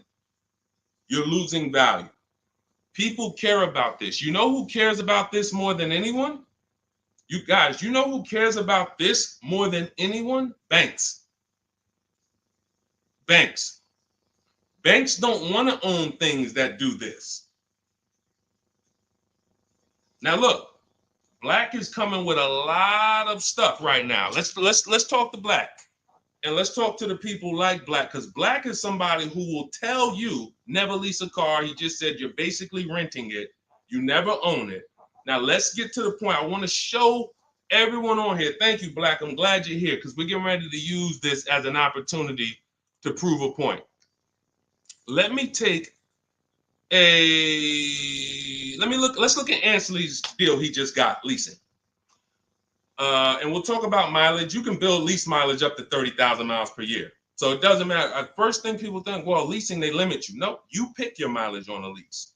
You choose the mileage. I've had people who lease 30,000 miles a year, 25,000 miles a year, 18,000 miles a year. You pick the mileage. Now, whether you drive or whether you lease or buy, this is what your vehicle is doing. You're losing money day by day.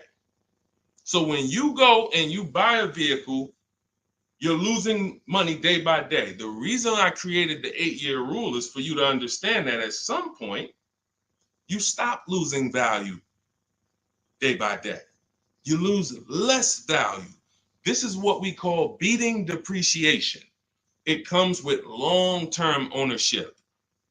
But let's look at Ansley's deal so that we can put this leasing versus buying to bed and show you how many of you have overpaid by thousands and thousands and thousands of dollars that you can't get back, listening to people who tell you leasing is renting and all of these horrible financial terms.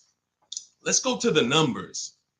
So Ansley gets a 2024 Infiniti truck. It's a $58,000 truck. If you're watching on Instagram or YouTube, you can see this.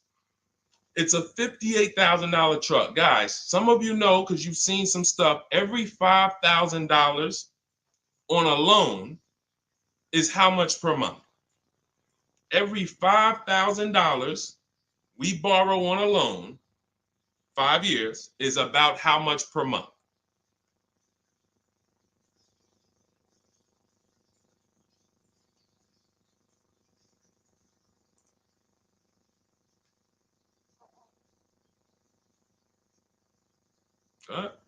Anybody know?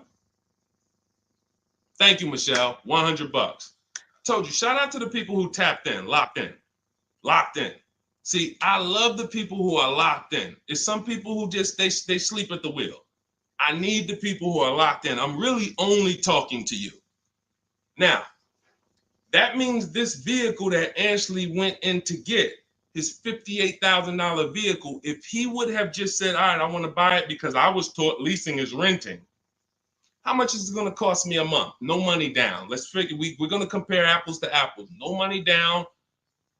Because when you put money down into the deal, that confuses you. That actually makes you think you got a better deal than you really did. When you evaluate deals with no money going into them, it's easy to see where the best value is. Now, Ashley would have been paying $1,200 a month for 5 years. $58,000, that's not even full tax. Let's just round the tax to 60. Let's just say $1,200 a month. But Deshone, what if he got a good discount? Okay, I'll give you one better. Let's go extra conservative and let's play that game.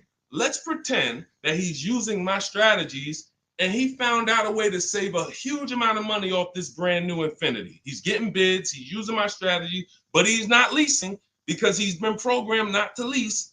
So he's not leasing, but he's going to get bids. Now he saves $10,000 off the price of this brand new vehicle. $10,000. So instead of financing 60, he's financing 50. What's his payment, everybody? What's his payment? We just said every $5,000 is $100 a month. $50,000 vehicle. What's his payment? $1,000 a month. $1,000 a month. Okay. Now that's with a super discount. That's with a discount that's like anybody would be happy to save 10 grand. I'm proving the point here that you cannot get a good deal if you buy, but you should have leased. You lost. Big time. Now watch this. He's leasing and his payment is $554 a month.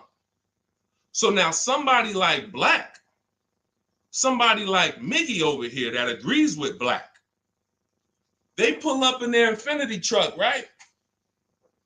And they pull up next to you.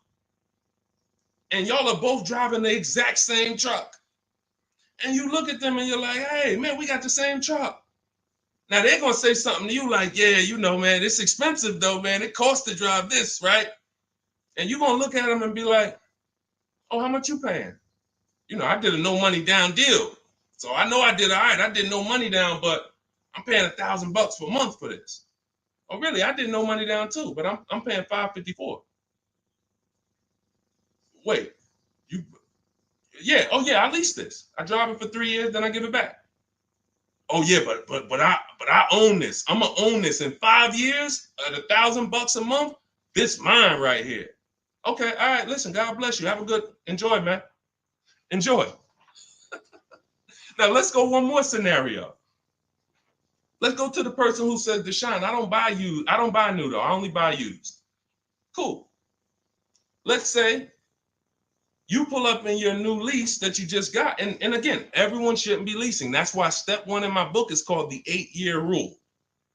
It's the 8-year rule. If you are keeping vehicles at least 8 years, don't worry about leasing. You're going to beat depreciation. All of that money you're going to pay to own, all the $1,000, all these high payments you're going to pay to own, all this cash that has to come out of your pocket to own, out of your bank account to own, it'll be worth it in the long run. At least 8 years though. And the longer the better. 10, 12, 15, you really want. But less than 8, losing big time. So let's say a person says, oh, I'm going to get a used version. So they find a 3-year-old Infiniti truck just like this, but so instead of paying $60 for it, let's say they find one for $30. Let's give them a good price, good mileage. They think, oh, I'm good. What's their payment, everybody? What's the payment? Come on, stay by the keyboard. I need y'all quick because we're teaching something here to people like Black. They might not get it. I pray that they do, but they might not get it. But the people who are locked in financially, the people who understand financial literacy are going to get this. If every $5,000 is $100 a month and they buy a pre-owned version for 30 grand, what's their payment? Thank you, Michelle. 600. 600. See, he said 500. So this is how I know he's struggling. And I'm not trying to beat you down, man. I'm just saying when you're talking about something you don't understand, it's better to ask questions, not make statements. So now, we pull up. You have your new lease. You got this same deal, $554 a month. He pulls up in his 3-year-old version that has probably 1 year of warranty left. You both did a no money down deal. He looks at you and says, oh, wow, that's the new one, right? Yeah. This is the 2024, 2025. Oh, yeah, this is a 22. I just got this. I got a good price on it. I paid 30. Okay, cool. What's your payment? I pay 600 a month. What you pay for the new one, man? I know that must be expensive. I pay 554. Wait, what? Yeah, I paid 554 for this. No, you put a lot of money down, right? No, I didn't. I gave him $554. I drove off. It's understanding. That's deal structure. That's why when I came and started teaching 3 years ago, I had to teach deal structure. I couldn't teach people to just go in and buy cars, get great prices. If you get a great price, but your structure is wrong, you overpaid. You're driving cars, you're driving older cars with no warranty. And many of people who've been taught to do this, they never even pay the car off. They trade the car in before they even pay it off. They literally, I used to have people walk into the Mercedes dealer and they look at me and say, Deshone, is that the new version? I'm like, yeah, that's the new one. He's like, I got 3 payments left on this. This one, as soon as I pay it off, I'm coming to see you for that one. So this is a person who paid these high payments because they wanted to own. They thought they were going to own. As soon as they get their title, it's like running a marathon. Oh, these high payments, these payments are so high, but one day I'm going to pay this car off. And then as soon as you get to the end of the race, you go start another race. It's horrible. It's horrible. And so that's why we don't move into any other step before we get to the buy versus leasing. That's why it's step 1 in my book. So we can sit here all day and compare numbers. There is no comparison to a person who's getting great lease deals versus a person who's buying. It's not even close. We're driving better cars. We're driving, they're usually always under warranty. We're paying cents on the dollar when you know how to get below market leases. I'm not talking about these commercials y'all see. That ain't nothing. We don't pay those prices. None of these people, look, you think Zafrina, who got a Jeep Grand Cherokee lease, and she paid Look, she's paying $527 a month. She's paying $527 a month. Oh no, that's Teddy. Hold on. You think Zafrina, who's paying $579 a month for a $66,000 truck, is ever going to she's not going to let this bad information get to her anymore. She's driving a $66,000 truck. So again, now let me, before we go to the next question, I'm going to just read some things from Black because he's over here typing. And I do want to give him the courtesy of reading because we just used him as a teaching moment. I think everyone learned. If you just got what I just taught about the leasing versus buying, type $sign. Just type $signs. If you got that point of me, see, no one talks to you about payments. They say things like never lease, always do this, always do that. But they never talk numbers. The reason why we go straight to the numbers is because the numbers don't lie. They say men lie, women lie, numbers don't lie. So when we go to the numbers, shout out to everybody. I see y'all. I see y'all. I see you, Wanda. I see you, Tony. I see you, Michelle. I see you, Megan. I see you, Brenda. I see you, Federico. That's the name of the game, is putting your deal on the right foundation so that you know, again, like I said, banks don't want to own vehicles. Think about that. Banks don't want vehicles that are not bringing income in. They don't want a depreciating asset on their books because today it's worth 40, tomorrow it's worth 39,800, the next day it's worth 39,700, the next day it's worth 39,600. That's what a depreciating asset is. They don't want them on their books in the short term. They're in the short-term business. And some of us are in the short-term business too. The only people that are winning long-term with purchases are those of you who keep your cars 8+ years. Because you beat depreciation. All right, so Black said, nah, bro. Okay. Keyword, no money down. You put 10 to 20% down, then it's a different story. You can't make this stuff up. Let's go. You cannot make this stuff up. Watch this, y'all. Watch this. I just compared 3 no money down transactions on the same vehicle. 3. New, used, new lease. 3, no money down. I'm telling people that when you don't put money down, you can clearly see what you're really paying. You can clearly see what you're really paying. Black comes in, he proves our point, which is he's going to put 10 to 20% down. Now he's pulling up next to you in your lease, right?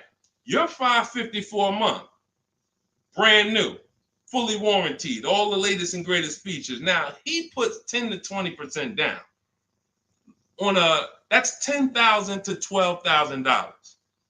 Think about this. He pulls up and he has a similar payment to you. So he feels like we're alike. He feels like we're pretty close. In fact, he may even feel like he's doing better than you because he's purchasing his and you own yours. I mean, you're leasing yours. But watch this. What about that $12,000 you gave him? What about that $12,000 you gave them? That's how people forget. That's why everything in the Car From Home system, when you get the book, you're going to see everything is about shopping with zero down, looking at offers, and then choosing, do I want to put money down to lower my payment?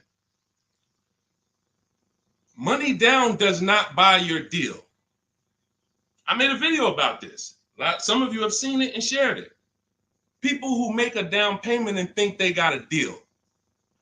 You have a deal before you put your money down, or you don't have a deal. A deal means I shopped all my offers, and then I found the dealer who was going to discount the vehicle the most. Now, how do I want to pay for that? Do I want to get a loan? If I'm getting a loan, what do I want my payment to be? Now I'm going to manipulate my down payment based on what I want my payment to be. That has nothing to do with the deal I got, but somebody like Black or people who move like him, hopefully we can help you get over these mindsets. But you have some very, very strong convictions, and you're confidently incorrect. That's dangerous. It's dangerous to be confident and incorrect. Dangerous to yourself and your family and your friends who will listen to this. If you are putting money into deals and thinking that you got a deal because your payment ended up being affordable, you in no way can win. First of all, you're letting the dealer manipulate two things: the price of the car they're selling you and the interest rate that you're getting from them exclusively. If you were just separating your loan from your interest, from the purchase, you would see that that's a losing strategy. You can't compare a person who's driving a brand new vehicle paying a low payment to a person who's paying the same payment but gave the dealer $12,000 to get to that payment.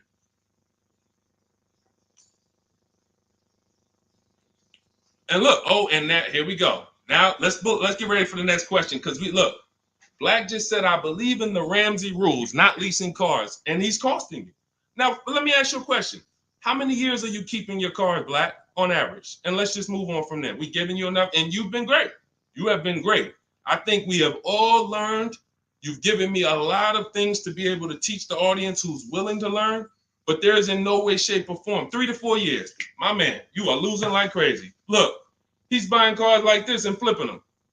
He's buying cars like this and flipping them, coming back. You're spending so much money that I can't even get it across to you because you're not in a posture to learn.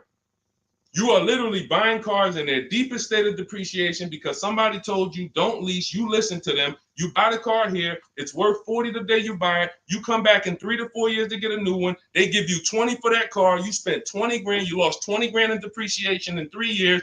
And you just keep doing that because somebody told you never lease cars and you listen to them. The payments I'm showing you, it's not clicking. The fact that the same car you bought for $40 that you're going to get $20 for, you're paying $40. That's an $800 a month payment. You put 20% down, you finance 30 grand. Now that's a $600 a month payment. That same $40,000 car we're leasing with no money down for $500 a month. No money down. You are spending thousands. We can't help you, man. You got to be willing to unlearn it. You are so locked in, So anyway, but I think, listen, everybody who got it, you understand. That is why leasing versus buying is paramount. You cannot get it. If you are not keeping your cars 8 years, you cannot get a great deal buying. You're going to lose in depreciation. You're going to lose in resale value. When you go to replace that car and you see what it's actually worth and how much you paid over 4 years or 5 years or 7 years, when you compare that to a person who drove brand new cars for that particular same period of time, it's no comparison. And then you have cars with no warranty and all of that. Yeah. Look, Megan said, Black doesn't seem to learn. So to my question would be, could you buy an extended warranty package? Hold on. Why am I getting calls on airplane mode?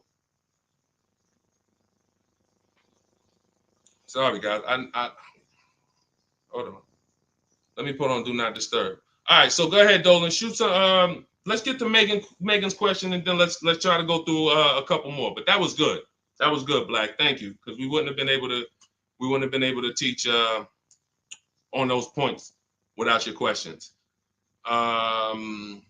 Okay, so let's do Carolina on YouTube, and then let's go to we'll hit Megan, and let's go through as many as we possibly can. Hey, I'm new here. I want to trade my 2020 Nissan, and what's the best way to do this, please? Okay, so you have a 2020 Nissan. That's a vehicle that's not 5 years old. First thing you would do, if we were talking, I wouldn't let you buy.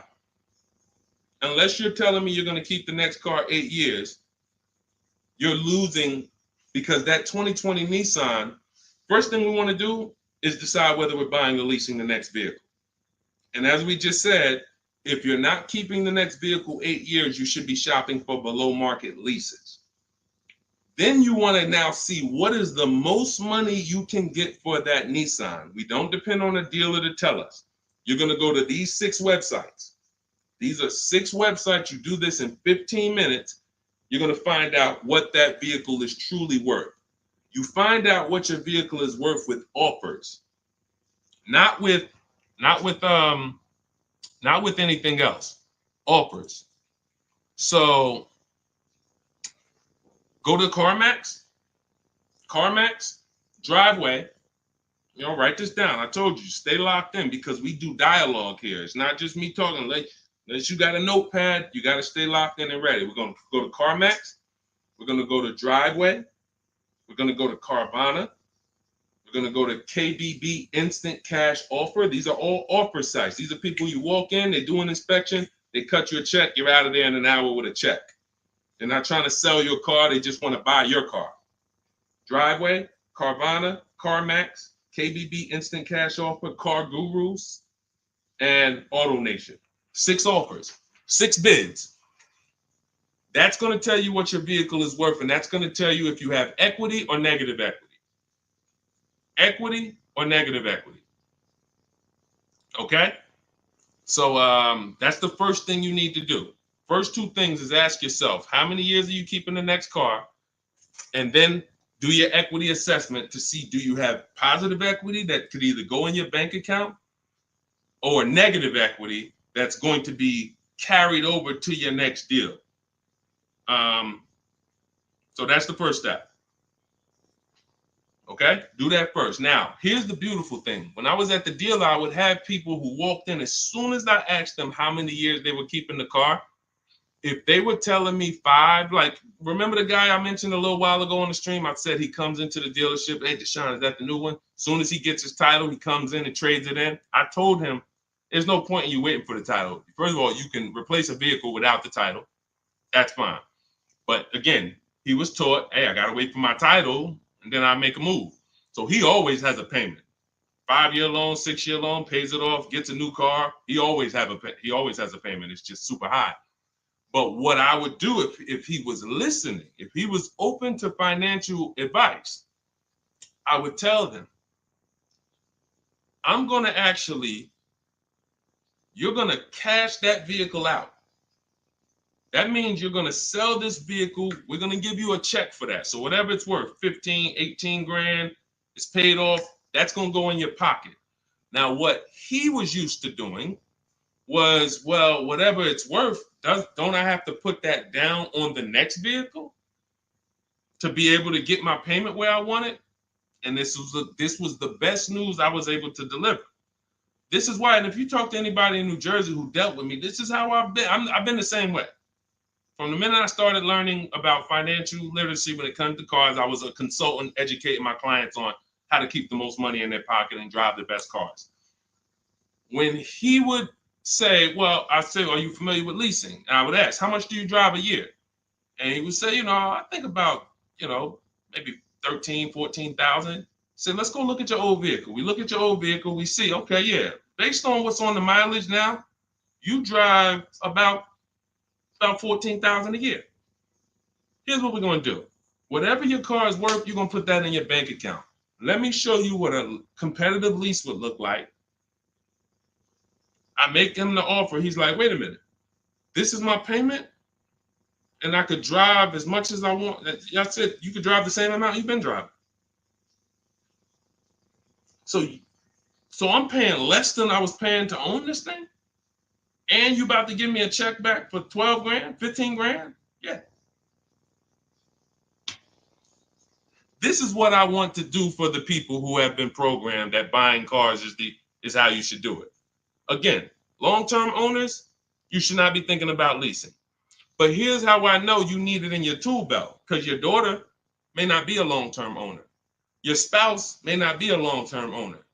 Your friend or whoever may not be a long-term owner. See, typically how you do things is how you teach other people to do things. So if you are keeping your cars 8, 9, 10, 12 years, you probably think everyone else is doing that. But your kids or your family members or your spouse, they may want to drive for 5 years and then they're like, all right, this stuff's starting to go wrong. You said the warranty is up and this got to cost $800 to fix, $400. Let's just go get a new one.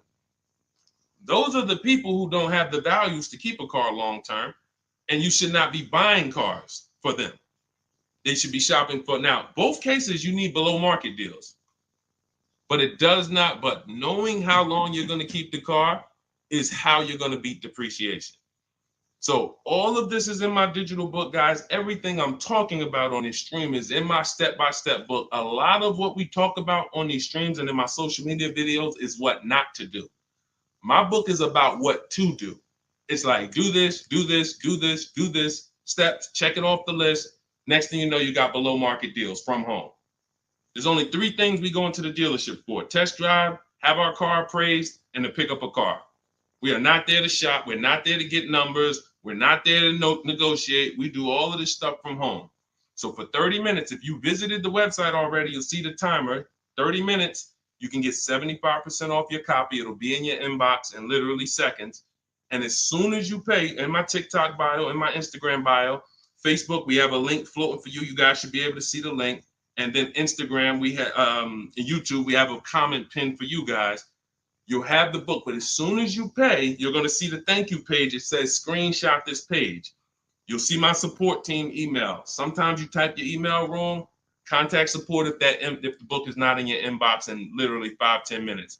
Also, as soon as you pay, you see a link that says open your book below. So there's 2 ways I'm delivering the book to you. Right there as soon as you buy, but I'm also emailing you a copy. But sometimes, we fat finger the keyboards and there's a letter off. So make sure you hold on to my support team's email and hit them up. Okay, good stuff. Get your copy. Listen, once that clock hits 0, the price is $97, which is still worth every penny. If I missed it, I go back and look.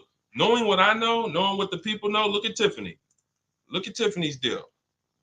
Look at Tiffany's deal. Matter of fact, let's show Vicky's deal. Look, thanks to your books and your methods, I was able to get my new lease for a 2024 Volkswagen Atlas SE Peak Edition with the tech package for $175 per month less than my first quotes. I did it all online except for picking up the car.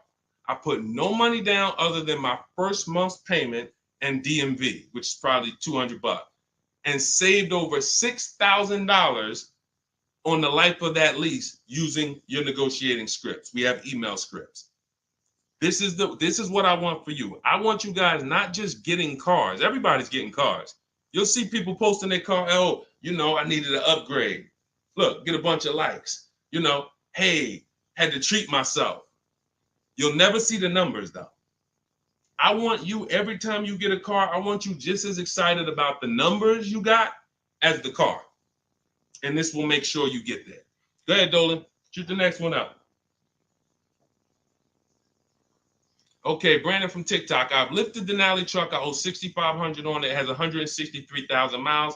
It needs $3,500 worth of front end work. Should I fix it or trade it? I'm the only owner. I would make sure you get a second opinion on how much it's going to cost to fix. Lifted Denali is going to have a low resale value. But here's the thing. The cost of replacement is always more than the cost to fix. Always more. So if you got a truck, and again, your truck, you got a loan on it. You got a loan on it, 163,000 miles. I teach something, you shouldn't have a loan past the 10th birthday on a vehicle. Now you're going into a lot of risk. There's different boundaries we need to follow. But what I would do if I was you is I would make sure I'm not spending more than $3,500 unless I'm getting multiple mechanics to give me an offer. But I would see, what does it cost? What's the lowest I can pay to get this truck running? What if you pay $3,500 and it runs again for another 3-4 years? All day long. Because to get a new vehicle, $3,500 is coming out your house in probably 6-7 months. Which would you prefer? $3,500 one time and I could drive this thing for another 3 years, problem free? Or $7,000 or $10,000 a year that I'm going to pay to get a new truck. Keep the cost low when you can. All right. Listen, I'm going to jump off. Everybody, listen, we'll be back for another stream. We went deep today. I think we dug into stuff we've never dug into before. Thank you to Black for, bringing some information to us that allowed me to teach and help you guys unlearn. Everything you need is in my digital book, Cars from Home, 7 Steps to Saving Time, Money, and Avoiding Dealerships. Normally $97. It's 5-star rated. You can Google it. You can see all the reviews people wrote using it. But you won't pay $97 if you get to my TikTok bio or my Instagram bio before that 30-minute countdown expires. You'll get it for 75% off, which is $24. And on YouTube and Facebook, I have a comment pinned for you guys where you can get your copy for 75% off. Use it. Make sure you email me your success stories, and make sure you save my support team's email just in case you type your email wrong. Let's make sure my team gets you your book. All right. God bless you. Keep winning. Keep unlearning. I'll see y'all on the next one.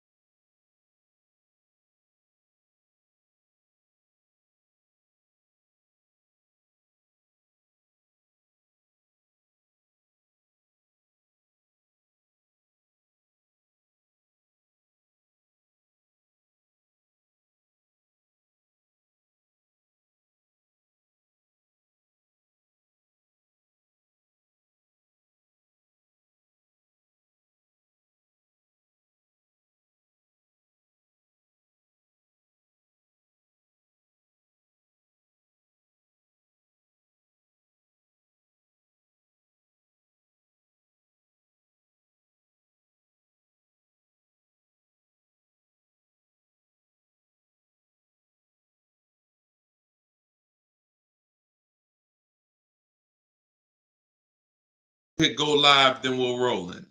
Jasmine from TikTok asks, what do I do when I can't afford the lease after 1 year? Great question.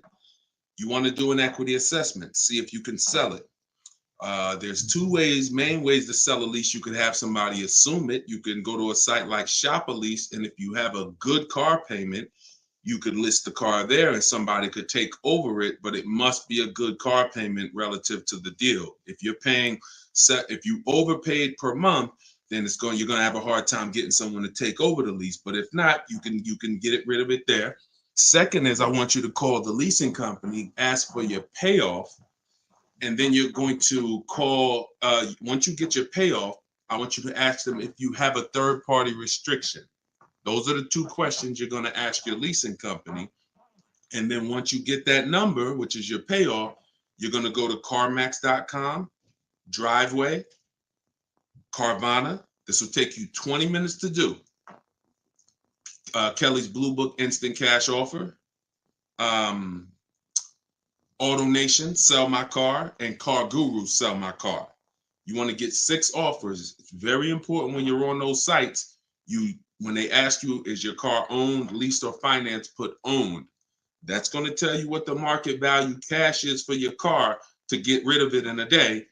If it's greater or equal to your payoff, you can get out of it. If you have a third-party restriction, then you're going to need to take another step and you're going to sell to a local dealer. But you got to see where your equity position is first.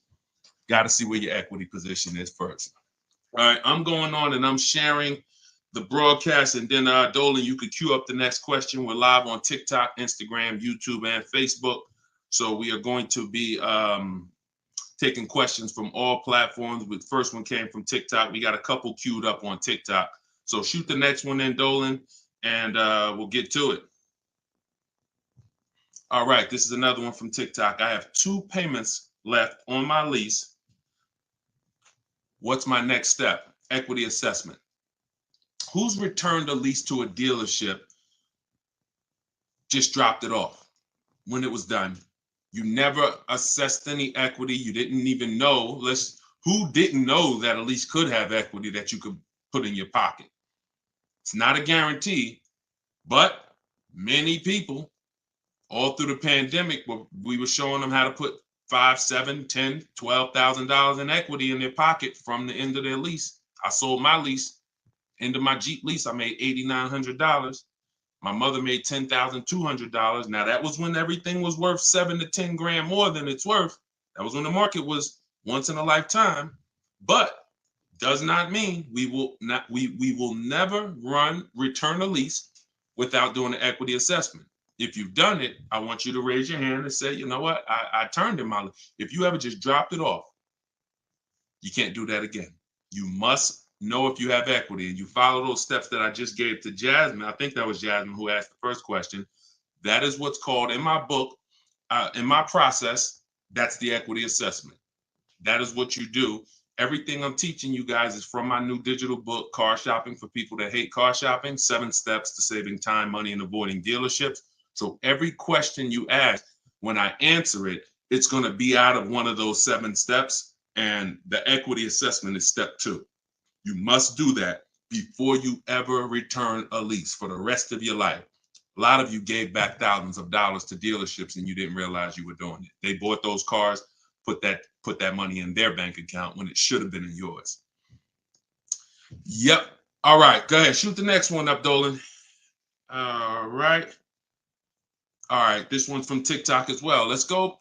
Facebook, type your questions in. YouTube, type your questions in. Instagram, type them in so we can get to you guys. Another one from TikTok. Thinking of trading a car for a newer model. Should I keep the car and just get the new one? It's a good question. What's the benefit of keeping the car? If you were a high mileage driver, then I would tell, let's just say you said, Deshone, I'm driving 20,000 miles. It's in high mileage drivers, I want you to type HM. If you do over 20,000 miles per year, even 18,000 miles per year, just type HM. Regular driver, Jason, what's the benefit of having 2 cars? It's on insurance. You're paying for one when you get your new car. I like to drive that car that I'm paying for. I don't want to be paying for a car and then I got this other car that I'm barely using. But if you are a high mileage driver, then I would tell you keep that car and get you another car. And but how many years are you keeping the car, Jason? How many years are you keeping this next car? Because depending on your answer, it's going to change my answer to you. So this car you're thinking about getting, how many years you see yourself keeping it? Let's start there.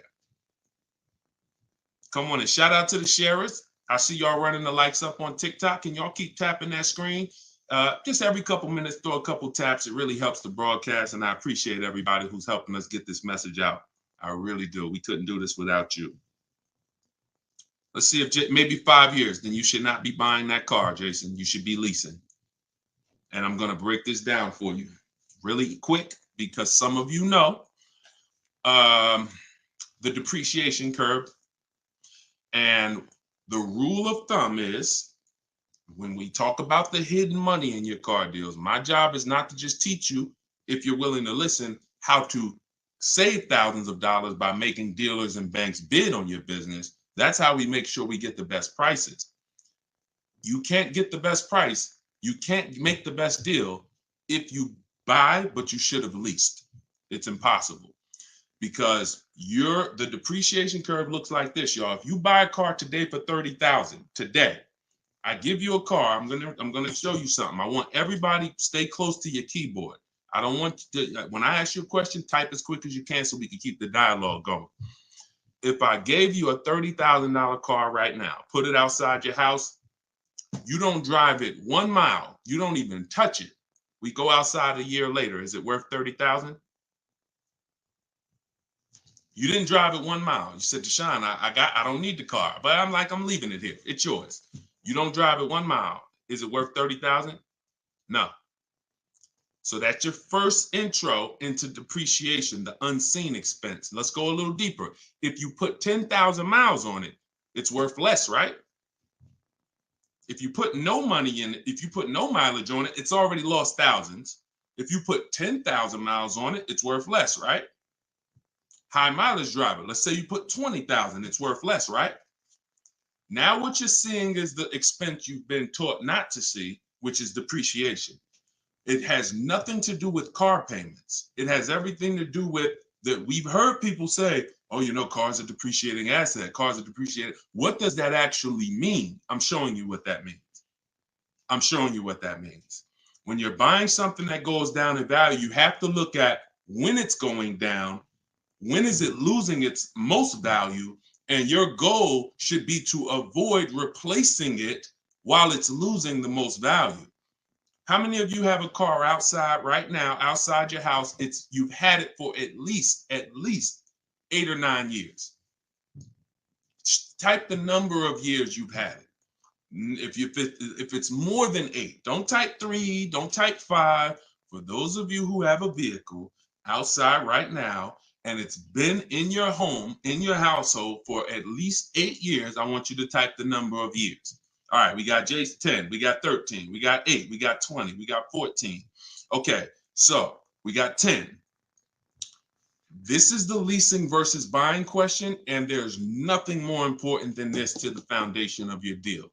Because if you choose wrong, you cannot get a great deal. And if you're new to this, then lock in for the next 5 minutes, and you're going to understand why. The people, those of you who said, Deshone, wow, Jazzy's 20 years. The vehicle, the value of your vehicle right now, isn't it going to be about the same a year from now? Everybody who just typed, look at the, and I want y'all to pay attention. If those of you who are like, Deshone, I never keep a car, you might be saying, looking at these numbers and saying, Deshone, I would never keep a car that long. It's not for me. It's not in the cards for me. It's not my style, not my habit, not interested. Perfect. Pay attention. 12, 20. So all of these people, your car will be worth next year about what it's worth right now. What does that mean? That means you have avoided the depreciation. You've won. The depreciation curve normally looks like this the first 5 to 7 years, but it starts to get like this the longer you keep the car. So now all of you who have answered, all of you who are watching them answer, their car depreciation curve looks like this now. It's not losing much value anymore. If you don't get to that level, there was no point in you buying the car because you're replacing it here. There's only 2 ways to go from to avoid this type of depreciation. Car was worth 30, now it's worth 10, 7 years later. It's only 2 ways to avoid that type of hit. One, you're going to keep it long term. If that's not you, you should be shopping for aggressive leases. Not these leases you see in the car, in the commercials, come pay $4,000 down and all of that. These are not deals. Aggressive leases are below market prices and they're pennies on the dollar compared to what you've been paying. You cannot win buying cars and switching them like this. That's why you always have negative equity. That's why you're always never happy with what you're getting for your car. You buy your car, you come back, look 3 years later, you see what it's worth. It's always disappointing because you're trying to literally get cash back out of something that is not designed to give you any value in the short term. Leasing or long-term ownership. That's why the first thing that that I teach, it's called the most important question, is how many years you keep in the car.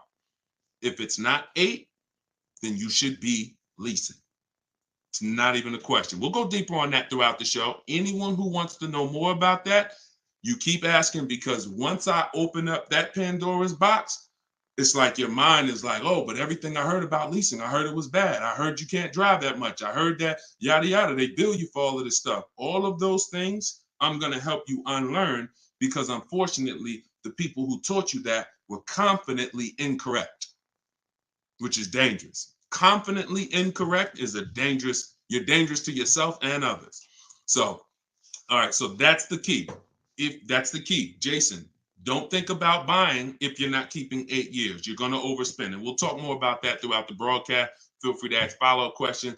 Go ahead, shoot the next one, and I'll go as deep on that subject as we need to for you to understand it. It'll give you some lease comparisons. You'll see what great leases look like, and you'll see how there are pennies on the dollar when you know how to get great lease deals. And that's the way you avoid the depreciation. Only 2 ways. Great lease deals, long-term ownership, 8, 10, 15 years. That's it. 2, 3, 4, 5 years, you can't avoid the depreciation buying. You just can't. You're going to lose thousands every time. Go ahead, shoot the next one up, Dolan. We're keeping the questions coming in. We're live on all platforms, so just keep typing. I'm going to try to get through as many as I can. We got a lot of questions coming from TikTok. All right, let's go. Should I put money down on a lease that I'm about to turn in?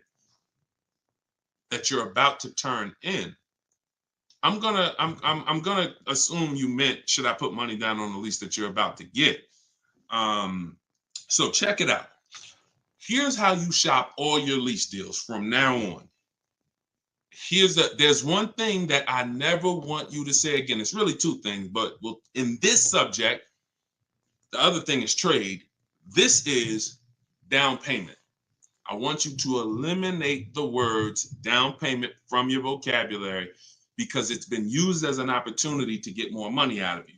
Who's ever went in, thought you were making a car deal, you thought you were going to put maybe $1,500 down, and then somewhere down the lines, these hidden things come like, oh, well, you got the taxes and fees, and then you end up putting more down than you thought you were going to. Has anybody that ever happened to anybody? Hit the raise your hand emoji or just type me if you've experienced that. You thought you were going to be putting this down. You might have gotten to the finance office to sign the paperwork, and now you got to come up with another 500 or 1,000 or the taxes or the fees or whatever it is, right? So I spent 14 years in the car business. For those of you who don't know me, I've seen the way we call them the 80%. 80% of people shouldn't be in the car business. They're overpriced. They'll sell their grandmother the highest price car. It doesn't matter. They have no integrity, very little morals. We don't buy from them. What you need is to learn to avoid them, and you also need to learn to find the 20% who beats them all the time. So when you shop your car leases, you are always going to shop. You're no longer going to say down payment. You're going to say this: total out of pocket. Total out of pocket. See, total out of pocket means that's what I'm giving you and no more than that. You'll see the difference. Down payment can be, that's my down payment, but what about my taxes and what about, so that gets convoluted. When you start using, hey, I'm only doing this total out of pocket, it's hard for them to switch it up, especially when you're adamantly aware of what that means. This is all the money that I'm putting out of my pocket. You could also say do it signing, but total out of pocket is probably more of a universal term. You shop your leases with 12,000 miles. Now, who was taught they limit you on the lease miles? Who was taught they only give you 10,000 miles? Because this question from TikTok, the person's asking, should I put money down on a lease? So I want to tell you how you always want to shop your car deals with no money down. That's what's confusing you. What's confusing you is when they mix the down payment and start throwing monthly payments, you are now not aware of what you're truly paying for the car, what you're truly getting. And so this is why you use what I'm telling you, you shop my way. You're never going to shop with down payments. That doesn't mean we don't put down payments down, but we do not get offers and we're not out there shopping with down payment money. Okay? So, all right, I see it's happening to you, Fouché. So you're going to get your offers with first month's payment, total out of pocket, taxes and fees in the payment, 12,000 miles per year. Once you do that, I teach in my book, I have a new digital book. It's called Car Shopping for People That Hate Car Shopping, 7 Steps to Saving Time, Money, and Avoiding Dealerships. I teach a strategy called the 25 to 5. We're going to connect with 25 dealers. We're going to get 5 offers. We do not make a decision without at least 5 offers. Because once you see, thanks to everybody who's supporting the broadcast with the gifts, I appreciate that. Once you see how different the offers are, you're going to realize you're going to see how much money is in multiple offers. You must get 5 offers because 80% are overpriced. Don't try to change these people. Don't question, oh, listen, why are dealers like this? Why are the 80% overpriced? Listen, Jim Rohn used to say, don't sign up for that battle. Why does the sun come up in the east, and, in the east and set in the west? Like, don't sign up for that. Some questions are not worth asking because they mean nothing. Just know that's what it is. 80% are going to be overpriced. This is why you are not going to get your best deal walking into a dealer anymore. You're going to sit at home. You're going to decide what you want. We call that shopping, not buying. This is step 4 of my process. We have 7 steps. Step 4 is shopping. And then once you decide what you want, you're getting it from home. 90 to 100% of your new car transaction and your leases should be done from home. That's where your power is. That's where you have the power of leverage. That's where you have the power to make multiple people compete for your business, which saves you thousands of dollars. I'm going to give you tons of examples. This works every time. How do we know? It's the way we buy everything else. Everything we buy in life, we go into the grocery store, we need spaghetti sauce. You need laundry detergent. It's a bid. You may not be aware, but I'm going to make you aware. Everyone is bidding for your business. Hey, look over here, Prego. Hey, this brand, Classico. Hey, we're on sale this week. Hey, we have the best. Y'all see what I'm talking about? Everything that we buy, especially expensive items, but even low price items, companies are competing, except in car dealers. They've trained you. They've trained me. If I wasn't in the business for years, I wouldn't know, to focus on one place and think we all have the same pricing. They made you think Nissan, we're a Nissan dealer, we're all the same price. So you might as well not even go anywhere else because we're all the same price. No, we're not. No, they're not. So when you start shopping multiple offers, you can do it by phone. I like to use email. I like to do everything copy and paste by email. But when you start getting multiple offers, you're going to truly see where all the hidden money has been, and you'll see how many of these dealers are overpriced, which is going to just make you say, from now on, I'm definitely shopping online. So but you need to do it correctly. There's some information you must give a dealer in order to get quotes online. And most of you don't know that. That's why you're having problems getting quotes, because you're not giving the dealer what they need to get quotes. So we'll go deeper on this throughout the show. But this is what we're talking about, y'all. This is all in my book. In my book, you have the 7 steps laid out. You could cue the next question up, Dolan. And for our launch, you can get it for 75% off. The book's normally $97, but for our welcome offer, our launch, I said, you know what? We're going to do 75% off for 30 minutes. So when you go to my TikTok bio, you click that link. There's a button that says, get my new book, 75% off. You get yours. You won't pay the normal $97, but it's only for 30 minutes. Once that timer goes down, you go back up to 97. Same thing on Instagram. It's in my Instagram bio. And then we're going to put the link here for you guys here on Facebook and YouTube. All right, go ahead. This one's from Instagram. If I'm keeping a car under 8 years, I like y'all using this 8-year rule language. I like that. I like what I'm seeing, y'all. Y'all really this is really absorbing. If I'm keeping a car under 8 years and will definitely go over the miles, how do I lease cost effectively? You choose the right miles. You never. I was at Hyundai. And I experienced most of what I'm teaching, I learned through being in the dealerships and just watching, paying attention, asking questions, seeing bad situations, and then asking questions to make sure I could help people avoid them. I was at Hyundai. I was a manager for 6 weeks there. And this guy came in and he was returning a high mileage Hyundai lease. It was the first one that I had really saw that I could remember. He brought it back. It had 70-something thousand miles on it.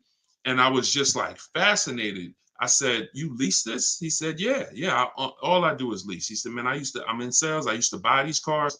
You know, I was putting so much money in the cars, all this negative equity. And it was just like, I hated it. He said, once I got exposed to the high mileage lease, I never looked back. I drive this thing 20-something thousand miles a year, 3 years, I drop it off, I get another one.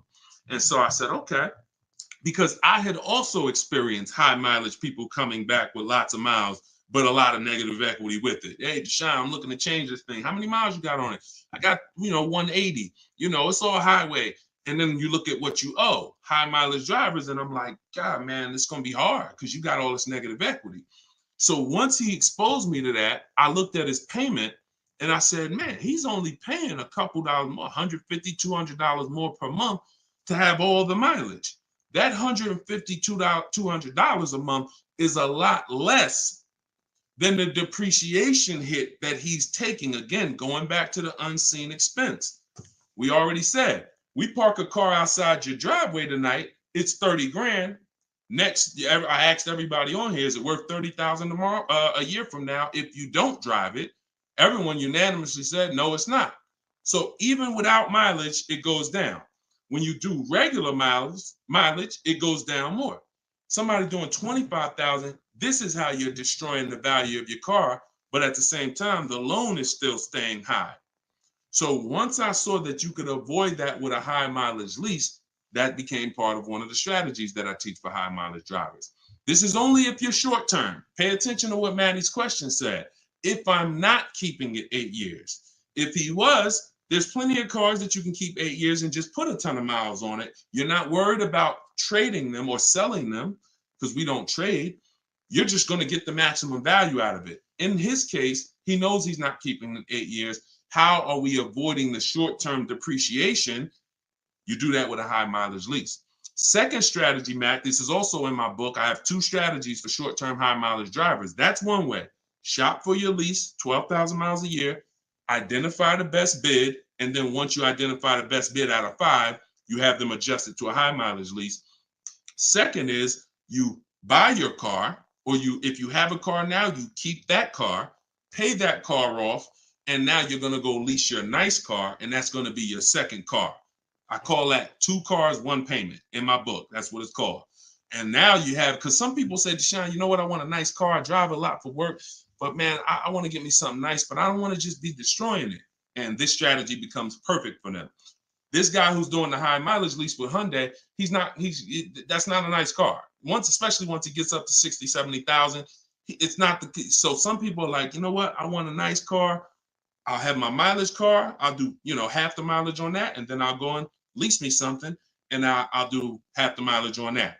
And so it's a beautiful thing. You got your nice, beautiful car and you got your mileage car and you split it, payments affordable, and you're not dealing with all this negative equity like you've been used to dealing with as a high mileage driver. High mileage drivers are getting killed with some of the worst because you guys are just killing the value of your cars. You use either one of those, you're going to love it. Both in my book. So if you want that step by step, it's in there. Some of you are like, Deshone, this is great. I don't want to try to remember all of this. In my book, it's right there for you, laid out step by step. You can get it for 75% off in my TikTok bio or my Instagram bio, or just scan the QR code on the screen, or go to DeshonesBook.com. Either way, get you 75% off. Okay, shoot the next one up. That was a great question, man. Shoot the next one up. Let's get through as many as we can. This one's from Instagram. Would you recommend leasing business vehicles? Well, that's a question for your accountant. Whoever is going to be helping you benefit from having vehicles in your business name, that's the person you should be asking, which is most likely your accountant, whoever does your taxes. Here's what I can tell you, and I'll keep this very quick. Many people are putting cars in their business name with no business, or no business that requires a car. Be very careful. There's 2 parts to this. One, whoever's going to teach you to put cars in your business name from a business strategy standpoint, that's who you need to learn from. Second is you can use what we teach to save money on the cars, because what I see these people, influencers, social media people paying for these cars, they'll never tell you what they're paying. And they go and they re-up their cars like crazy because they need it for their brand. The money they are losing, most people can't afford to lose. But unfortunately, they're desperate. But get the strategies, get the structure. I used to have people all the time ask me, Deshone, do you teach Toro and all of these, I said, look, I don't, but you need 2 people. You need me, because I'm going to teach you how to buy the inventory at below market prices. You need the business person who's going to teach you how to legitimately do the business, inventory and all of that. Those are the 2 people that you need. And without both of them, you got some incomplete counsel. But be careful listening to these people, man. If you don't have a business and you wrote off thousands of dollars in business mileage or thousands of dollars in car payments and maintenance, I don't want to be around you when you get audited. And the sad part is those people who told you this won't be around when you get audited, and you can't support that. Just be very careful we don't want a second wave of the PPP. You get a lot. Okay, that's it. We're not gonna beat a dead horse. Go ahead. Next question, Dolan. I think y'all get the point. Some videos were the worst videos to go viral. Did so much damage, still doing damage. Okay, TikTok. This one's from TikTok. Facebook, YouTube. Keep typing. We're not seeing many questions from you today. Do you recommend leasing over purchasing? So you missed what we talked about. I recommend you go back, watch the begin. See, there is no leasing or purchase. There is no either or. It's a based on how many years I'm keeping the car, I should be leasing. You can't, there is no either or. When you lease, you are not keeping your car and you are avoiding short-term depreciation, paying pennies on the dollar for brand new cars. That's not going and paying what they have advertised or walking in a dealership and say, hey, work me up a lease deal. That is not what I'm talking about. When you add up the payments from doing that, you're going to see you overpaid. You probably broke the 1.5% rule and you paid too much for a car you're giving back in 3 years. What I'm talking about is aggressive lease deal. Look at this. Give you an example. I'll give you an example right here. So, and this one, I love to use her because she was in the middle of the pandemic.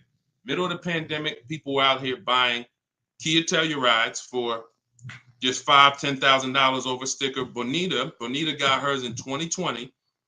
She got a 2023 Kia Telluride, put $600 down, and that was her car payment every month for 3 years, $600 on a almost $47,000 Telluride. Why is this so important? Some of you know, you may have seen the video, how much is every $5,000 in a car purchase price? How much is that per month on a loan? Every $5,000 is how much per month. So we're going to compare Bonita's incredible lease deal she got to someone who bought this same vehicle to show you that if you should have bought, but you lease, if you should have leased, but you bought, there's no way to win. It's over. $100. Good job. So that's clicking in. Ronald, great. $100. So whenever you look at a car, you look at a $10,000 car, your mind should automatically say that's $200 a month. 5-year loan. $20,000 car, $400 a month. 5-year loan. $45,000 car, which is about what Bonita got, that's a $900 car payment. So there's people driving this car. We're not even taking into account the taxes and anything like that. That'll put it up probably about 40. Actually, that'd be put it about 50. For her truck was 46, taxes and fees, call it 50. It's about $1,000 car payment for 5 years. She's paying $600. This is why there's no comparison. And sometimes your mind may play tricks on you. Yeah, but it's more than that. Is it? If you and I both drive out the same lot, same exact vehicle, you're paying, we're not putting any money into the deal. See, I want to make sure I keep you on track when you're not, neither one of them are putting any money into the deal. They're literally just going in, no down payment. All right, what's my deal look like? $600 a month, great lease. $1,000 a month, 5-year loan, no money down. So when we leave it the same, if I'm paying $1,000 and you're paying $600, is there any question of whether you're winning right now financially? Same vehicle. So as we drive, the only way you can eventually win, or I could eventually win if I bought, yeah, I'm paying $1,000, but I'm going to keep this vehicle long enough. So in 10 years, my Telluride is going to maybe worth $9,000. I kept it 10 years. It's worth $9,000 out there, but it's not losing value anymore. It's been in my household and I was able to outlive the depreciation. So now I win.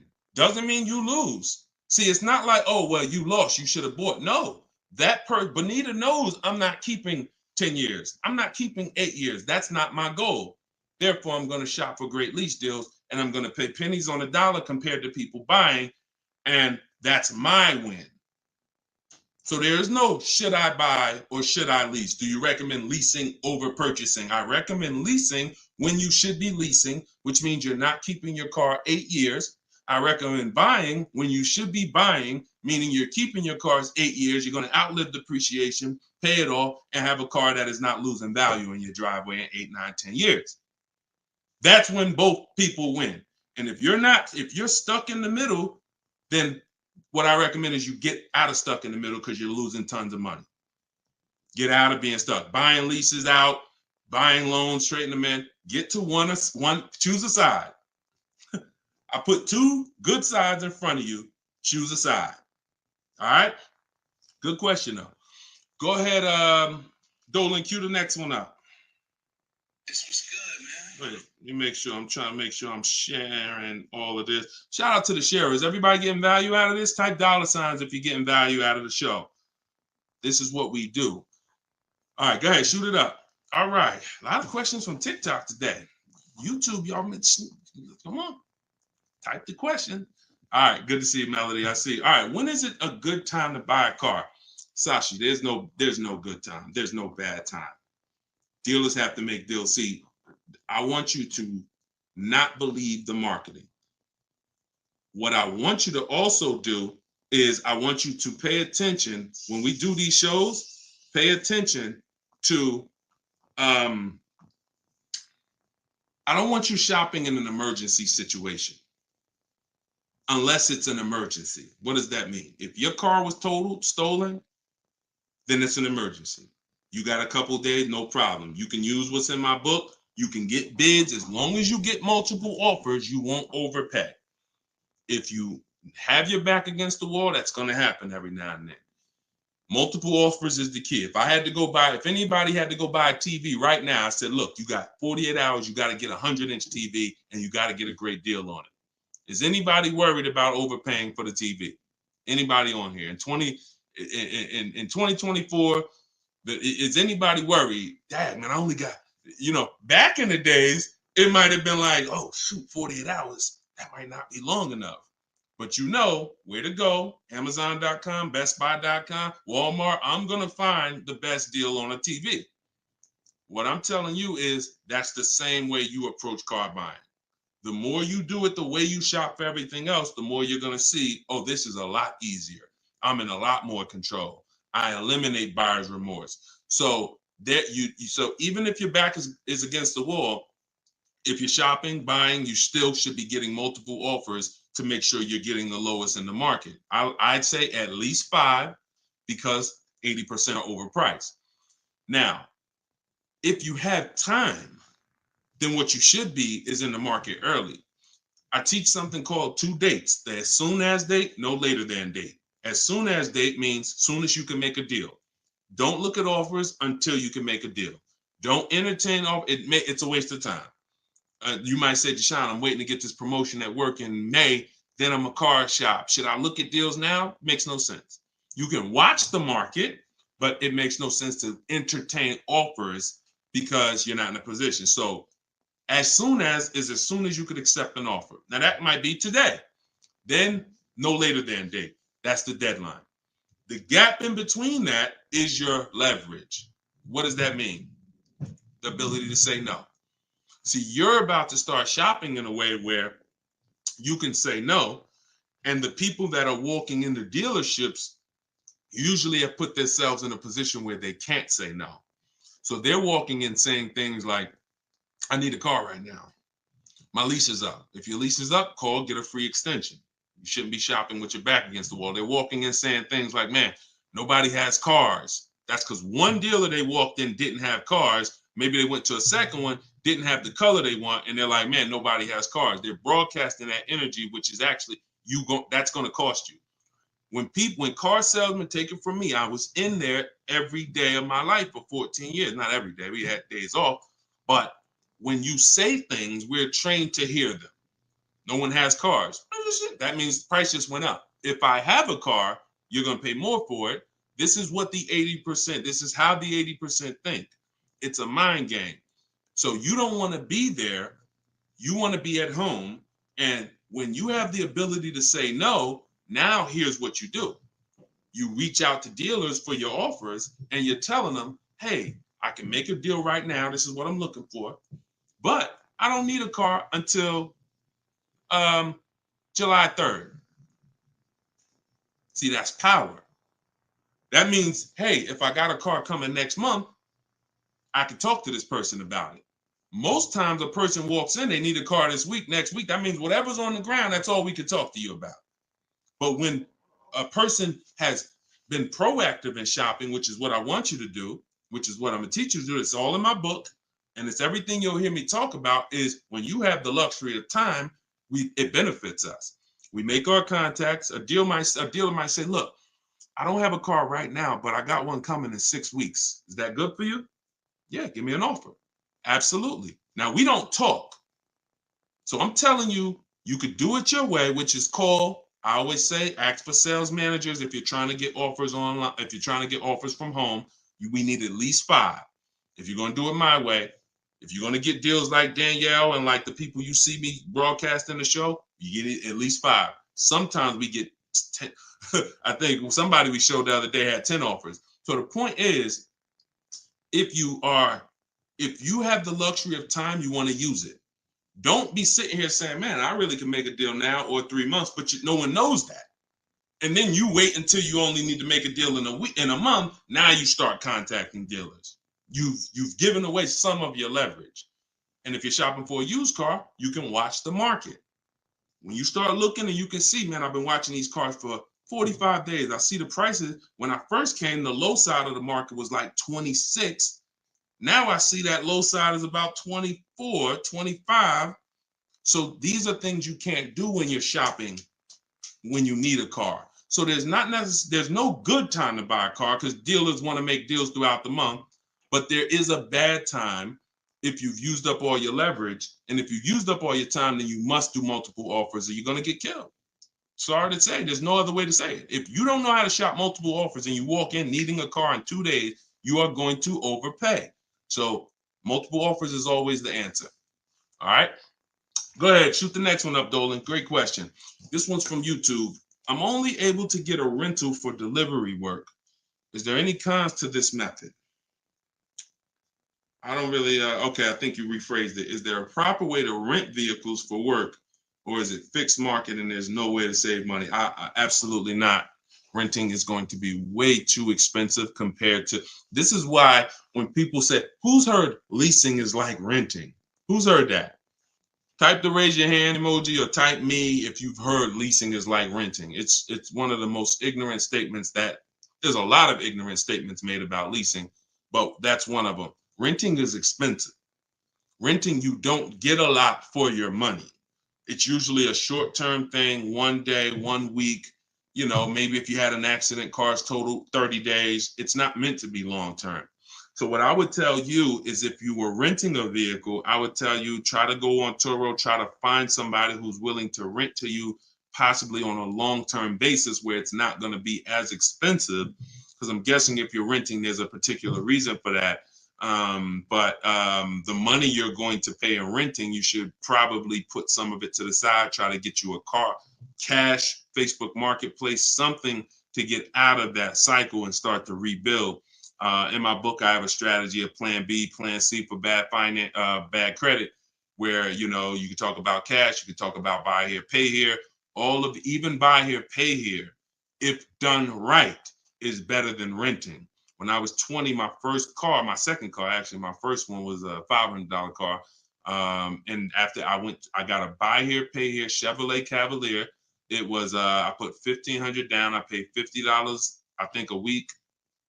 And I paid off the car in a couple months. That car lasted me 6 years. So the key with buy here, pay here is to make sure you're getting a great car, a quality car, but renting, that if I had to rent a car and I'm in a position, I would try to find somebody on Turo, the lowest price per day, and then see, hey, if I did a long-term per month rental, how much would you give it to me for? I try to work that out, see how that works. All right. God bless with that. All right. Next question, Dolan. Shoot it up. We're getting a lot of questions, so I'm going to try to move faster through the answers. This one's Facebook.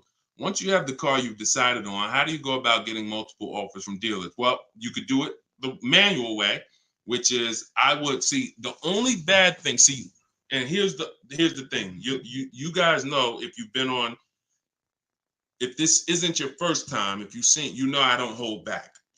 But I can't teach you scripts that I've written specifically so you don't have to talk. There's tons of scripts that I have in my book that you're copying and pasting from email, because when you're trying to get quotes online, you're dealing with trained people. And unfortunately, those trained salespeople are dealing with untrained customers that are not giving them what they need, not giving them the information. So 9 times out of 10, they assume anyone online doesn't really know how to shop online. they're defensive, and they're not even going to give me what I need to make them an offer. That's why I keep trying to get them to come in. So when we do our copy and paste, we're giving them what we need. And that's the only reason I say I can't explain that to you. The only way to use that, like, all right, there's scripts for everything. There's 3 levels of contact when we're contacting online. This is my 25-to-5 strategy. You're using this for new cars and leases, not used cars. Different strategy for used cars. New cars and leases, you're using my 25-to-5 in the book. And what that is 3 contacts. First, we got to let the dealers know what we want. We contact 25 dealers online with a copy and paste template, tell them what we want. We need to tell them what we want. We need to tell them what our deadline is as soon as we can buy a car, which would be today, because we don't contact if we can't buy today, and then our deadline. And now you're going to have responses. Hey, when can you come in? Hey, when can I? Hey, when can we have a phone call? Hey, whatever. So because I used those scripts, I was able to write responses. I had to use those same scripts. Hey, Mrs. James, thanks for the inquiry. Hey, when we have I'd love to help you with this. I have a car. What would be better for you for us to talk? 1 p.m. or 4 this evening? I had to use those scripts. So I was able to write the responses to them. So we copy and paste. Now, the key is whether you're doing it that way or whether you're calling, the first key is, do you even have a vehicle I'm interested in that matches what I want? So in that initial contact, we're telling them exactly what we want. Color choices. Hey, I'm open to black, blue, gray. I'm open to a sport model or a touring model. I'm open to this. Like, this is what I like. You have to tell them that, or there's no way for them to search the inventory and get you and even see if there's a match here.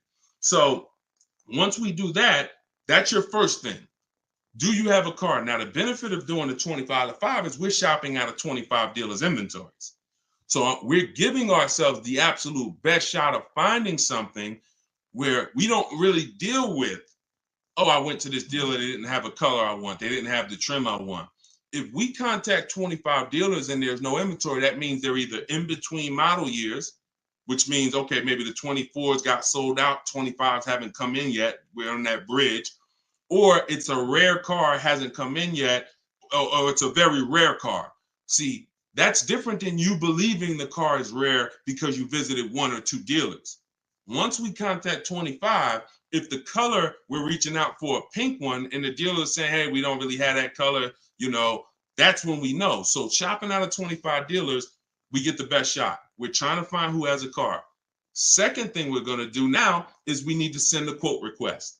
When we send our quote request, we're telling them what we want. If we're buying, we're looking for all cash price because we're not doing taxes. We want a bottom line price. And we're getting that from at least 5 to 7 dealers. Because when you shop correctly, remember this, when you truly have shopped multiple offers correctly, you're going to see at least a $3,000 to $5,000 difference from your lowest offer to your best offer. I've been working with people around the country. We're 2 million followers. We have 1,700 people we've worked with personally since 2021. That is the consensus. 3,000 to 5,000 bare minimum. And in fact, some of you who are looking for higher price cars, you look at somebody like Kimberly. Kimberly used multiple offers. Her Maserati she was shopping for, she picked it up a little while ago, $86,961 vehicle. They offered it to her for $66,261. Deshone, that sounds crazy. She saved 20 grand. Actually, 20,700 on that offer. So now you never can pick. You don't know where the bottom is. She didn't go in saying, if I can't save 20 grand, I'm not getting it. That's not how we go in. We go in, we do multiple offers, and we let the bottom reveal itself. We don't choose the bottom. All right. So once we do that, we're getting our quotes, and there's going to be a lot of people who try to stop that. Hey, we only do business in person. When can you come in? So you need scripts to respond to all that if you're going to do it fast and shop like we shop, 60 minutes, 90 minutes. But if you're going to do it manually, then you can call sales. You can ask for sales managers and try to get them that way. But do not make a decision before you see at least 5 offers. 5 to 7 offers. Nobody who's listening to me will ever buy a car without seeing 5 to 7 offers, new cars and leases. Never. Too much money at stake. All right. So that's how we do it, Damon. That's the intro. And that's the only reason why I can't go deep on my 25 to 5, because it's totally internet based. We do it 60 minutes. So everyone who's like, Deshone, I want to use that. It's in my new digital book, Car Shopping for People That Hate Car Shopping. You can download it in my TikTok bio. You get it for 75% off as part of our launch. And it'll be in your inbox in 5 minutes. Same thing with Instagram. Go to my Instagram bio. You got 30 minutes before it goes back up to $97. Get your 75% off. And I'll post a link. Cue the next question up, Dolan. I'll post a link again for you guys here on YouTube and Facebook. Here's the emergency link. All right. This one's from Facebook. We got another question from Facebook. Hey, I'm in the USA, originally from Canada, and no credit in the USA as yet. Should I buy a used car with cash or a new one? What I'm afraid they'll give me a high rate. What do you think best option? Hey, if you got the ability to buy a used car cash, that's what I do. I'd get a great car, spend as little as possible on it, Facebook Marketplace, because I'm not looking, if I can, to go into a high interest loan when I can get me a car and then I can build my credit. I want you to follow Haley, somebody named Shonda Martin. Her brand is called Road to 750 Plus. She's very similar to me in that she does these Q&As all the time. She's live. She's a genius. She's clearly studied for many, many years to understand. And even me using her thing, her strategies, I've added at least 80 points to my credit just from things I didn't even know. Like, and the real person who's an expert is going to show you where the blind spots are. Things you didn't know, and that's what Shonda is. Some of you may follow her. She's amazing. Yeah, Cavante said, yeah, she's amazing. She is. So follow her. But yeah, I would be looking to get something inexpensive, point A to point B, little as possible. Make sure you find wherever you live, ask around who's the best mechanic in town. Ask like who does everybody know in town that, you know, fixes cars, just a good guy, good woman. And you find them and you say, look, I'm about to go pick up a car. I'm gonna buy it privately. Well, can I pay you, you know, $100 to inspect it for me? Get yourself an inexpensive car, and that'll give you the ability to be on the road. At the same time, you have the ability to have the time to invest in your credit. So when you're ready to make a power move where credit's concerned with a car, be it leasing, financing, you're good. All right. But if you go buy a car overpriced interest rate, it could really set you back. It can really set you back. It's happened to too many people. Great question. Cue the next one up, Dolan. Great questions today. YouTube, should I buy a car cash or do I get a loan? It's a great question here. A lot of great questions. This is a matter of, look, nothing that I teach is really one size fits all. That's been the problem.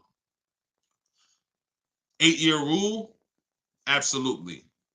If you're not keeping 8 years, that is one size fits all. That's why it's called a rule.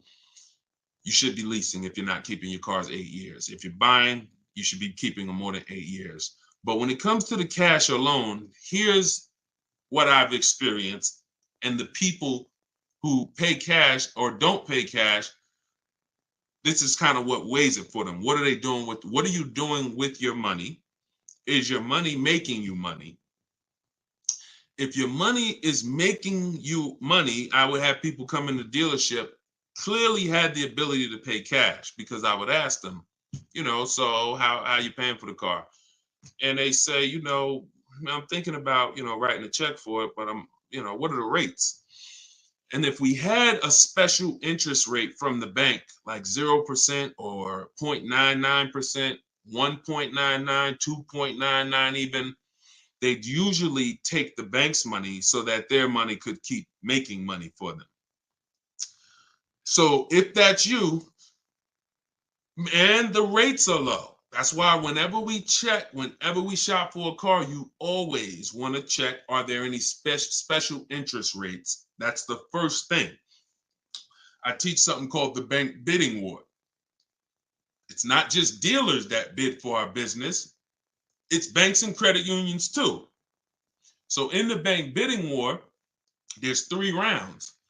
The first round, though, is checking if there's any special interest rates, because if there is 0.99 or 1.99, no one's beating that. Therefore, the rest of the rounds are non-applicable.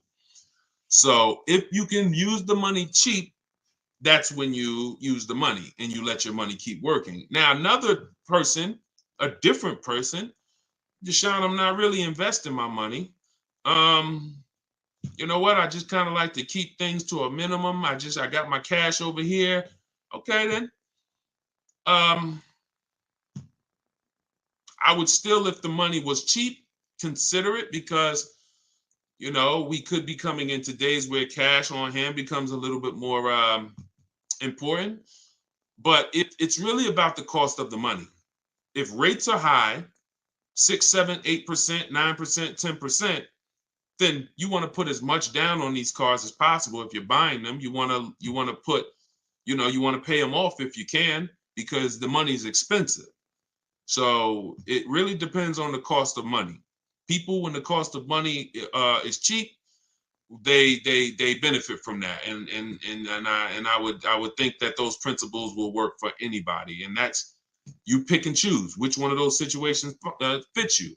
But if you check the special interest rates, that usually puts it to bed. You see 0.99, it ain't no reason. Why would the bank's basically giving you free money to use.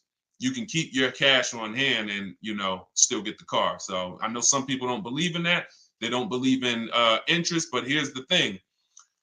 There's something called opportunity cost. Interest is not the only loss.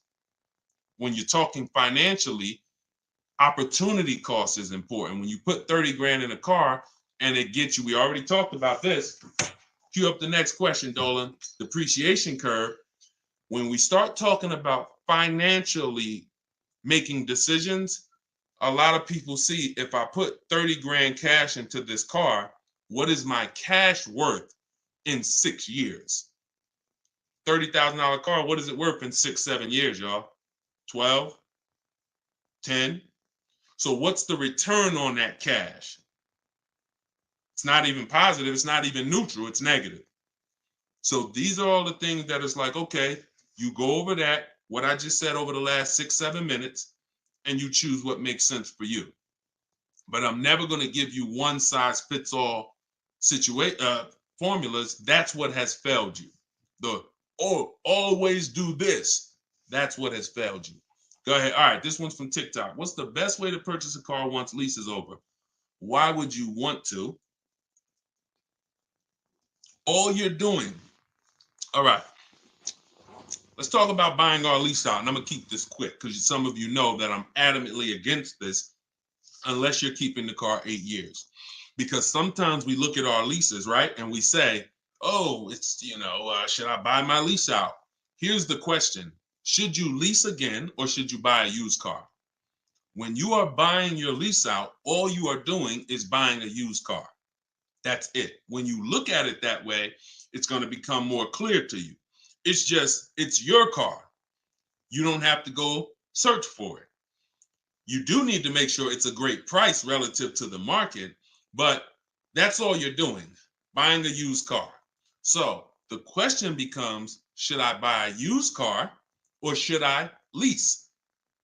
And when you realize that the 8-year rule, breaking it, is going to continue to lose you money and put you in negative equity, you won't buy your leases because you don't plan to keep them again for another 8 years. I'm going to tell you how I found this out to be horrible. Guy walks in the dealership.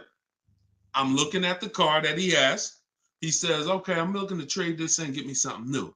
So, okay, how many years old is that? About 5 years. Okay, cool. How long you had it? I had it since it was new. Okay. All right, you know how much you owe on it? Nah, I don't know. Now, that's not a good sign, because if a person tells you they've had a car for 5 years, and they've had it since it was new, wouldn't you think it was almost paid off or paid off, right? If that makes sense, type of dollar sign. If a person said, you saw me, like, yeah, I had that car 5 years. I bought it. I've had it since it was new. Shouldn't it be almost paid off or either paid off, right? So when he said, I don't really know what I owe, I was like, okay, no problem. We'll call the bank. We'll find out. All right. So have the used car manager look at his because everyone who's in this position, I'm going to tell them about leasing. So I'm looking forward to that, because once I tell them about leasing and I show them the numbers and like, hey, you keep trading these cars, look how much you're going to save. And some people will come in and their car was paid off. And I'm like, good thing is whatever that car is worth, you're going to get all that back. You're not putting it into your deal and using most of it as a down payment. So I've literally changed people from financing or buying to a lease, giving them a check back for their whole car that they was coming to use as a trade, and they get a check for $12,000, and then they leave with a lease with no money down or little down, and they're like, yo, this is great. So I'm thinking I'm about to lay this out for him. And so used car manager goes, looks at his car, may say like, okay, I think the car's probably worth about 18. Okay, perfect. So let me call the bank, find out what he owes. Hey, how are you? I'm calling for Mr. Johnson here. Yeah, he's interested in replacing his car. We need his payoff. Okay, the payoff is 18,000. Wait a minute. How the heck is the payoff 18,000? Hey, Mr. Johnson, they're saying you still owe 18,000. Dang, it's that much? Yeah, I didn't know it was that much. Wait, I thought you said you had the car since it was new. Yeah, I did. You know what happened? We leased it for 3 years, and then we had bought it when we bought it after the lease. That's how I learned how bad this was. So I'm like, okay, because when you buy your car off lease, most people, you're going to need a 6-year loan to have a similar payment. So if your payment was $400 and you buy the lease, you're typically going to need a 6-year loan to have around the same payment, right? So picture this, 3 years to lease it, then you get a 6-year loan. 6 plus 9 is what? 6 plus 3 is 9.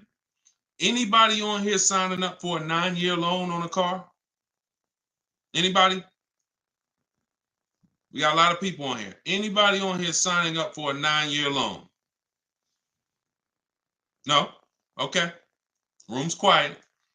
So we've never signed up for a 9-year loan. Look, she said, heck no. Right. We never signed up for a 9-year loan, 9 years of payments on the same car. Yet when we buy our leases, this is what's happening. So you look and say, all right, you bought your lease, you put 6-year loan, so you leased it for 3, then you paid it for another 2, that's 5. Now you're tired of it. Yo, man, I've been in this car, let me go trade it. Problem is, you still have 4 years left of payments. That's why buying the lease is horrible. One situation where it makes sense, if you're keeping it 8 years.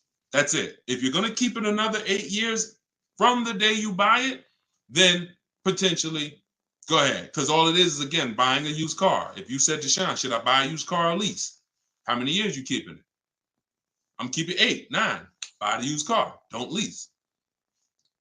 So preaching the truth. Thank you, Kevin. I'm glad, man. And hopefully these stories will stick in your head. So when you encounter these situations, you know, when someone says to you, hell, man, I'm thinking about buying a lease, you'll never forget the story. So this has nothing to do with getting the best deals. This has everything to do with having the best deal structure. So I'm glad that clicked. Go ahead, shoot the next one up, Dolan. Oh, I see we already been on for. All right. We'll do a couple more. I'm trying to get through them as quick as possible. Y'all, if y'all like Deshone, I love to know everything you teach of how you shop for cars. Everything I teach is in a step-by-step way. In my digital book, Car Shopping for People That Hate Car Shopping, 7 Steps to Saving Time, Money, and Avoiding Dealerships. Everything we do is a bid. We're buying cars and leasing cars in 90 minutes, 60 minutes. When you get good, you'll be able to do this in like 45, 60 minutes. You never spend more than 30 minutes in a car dealership. You're at home. You're the prize. You're getting bids. You're no longer negotiating one-to-one where you're in a losing position. When you're getting bids, you're in the winner's position.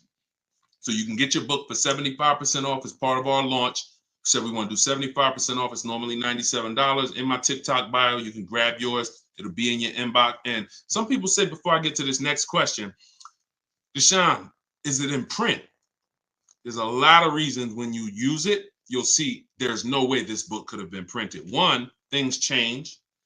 Vroom was one of the companies that we used to use for bidding. Vroom's out of business. if we had 100,000 books out there in your houses that you all paid for, now it's like, okay, what do we do, y'all? That's obsolete. Now that's when you hear people say, hey, you need volume 2. I know just 6 months ago that I asked you and told you that I was going to solve your problem with volume 1, but that's no good anymore. Volume 2, get it today. We're not doing that.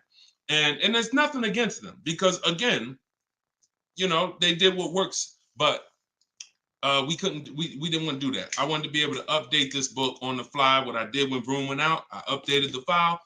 Everyone's book was updated. And there's also links in there. There's links to videos. Like I said earlier, you have my scripts in there. That was all stuff. You're going to be copy and pasting this. There's no way I could have did that in a physical book at all. All right. What do you think of swap a lease? If you can get a great lease deal, absolutely. Absolutely. We always compare, divide the monthly payment into the MSRP. The 1% rule has existed way before I started, way before I even got in the car business. The 1% rule said if you can lease a car for less than, for 1% of the MSRP, no money down, no money out of pocket, just, you know, covering the first month's payment, you stole a car. Coincidentally, every lease I've ever had was under 1%. I paid $330 a month for my $35,000 Jeep Grand Cherokee Laredo.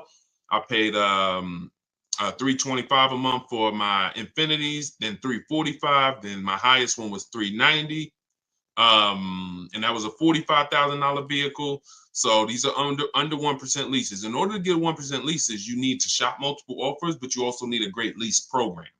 So what we always say is under 1% is a steal. You'll see there's 3 categories of leases. Steals, great value. Those are under 1%. Great deals. Those are between 1% and 1.5%. And then where it's time to chill, over 1.5%. You're paying too much for a car you're giving back. So if I was taking over someone's lease, I'm judging it by the same thing. Leasing is a value play. How much car can I drive for that payment? It's the ultimate way. The lower that percentage is, the more you've leveraged your money into a great car.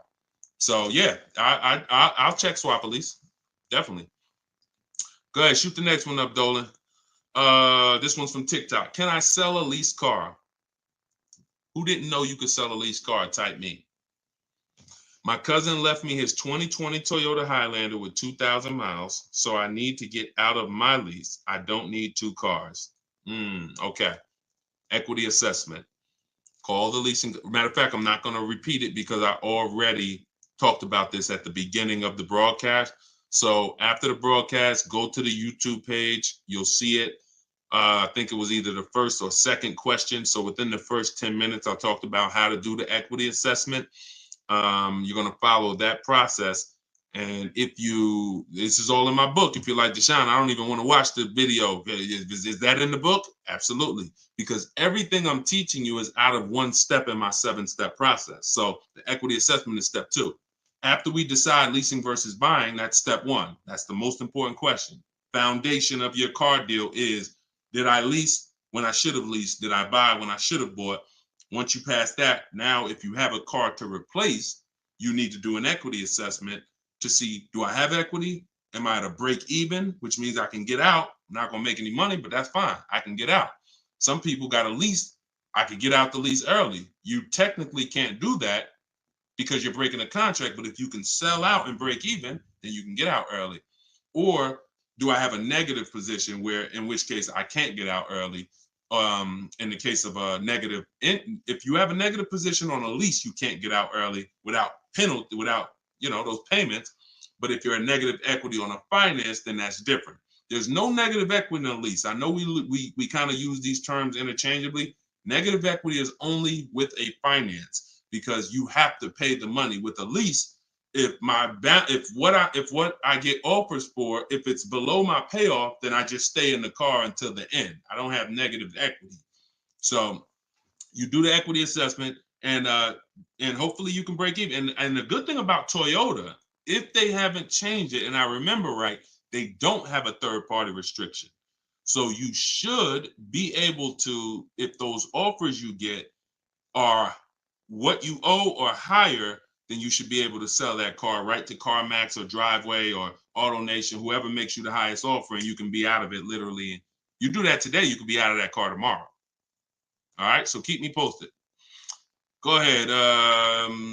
Shoot it. See, we're over an hour. And I know Dolan, we always try to keep the shows an hour, but it's like the questions start rolling in and it gets good. Go ahead. Shoot another one up, Dolan. We'll wrap in a second. Facebook. When you go online to build and decide on needs and wants, you look at the cash price, not the lease price. We don't look at any price online. Pay no attention. Nothing online is a deal, y'all. No commercial. I don't care what you see. Deals are like this. Hey, look, this is their offer. Look, this is what we gotta. Can we do it? What? Can you get them up any? Like, will they come up any at all? Nah, man. They said that they made this, and it's like, shoot. All right, let's see if you get another. Can you get another $10? If you get another $10 a month out of them, just take it. If not, then do the deal. That's a deal. You don't repeat it. You don't. I used to have to tell certain people, when you got a real deal, hey, when you come back, I'd love for you to send me friends, family, but don't tell them what you're paying, because I probably can't duplicate that, honestly. That's a deal. The whole opposite is what they advertise to you. Deals are not advertised. Deals are when the dealer makes little to no money. Little to no money. That's a below market deal.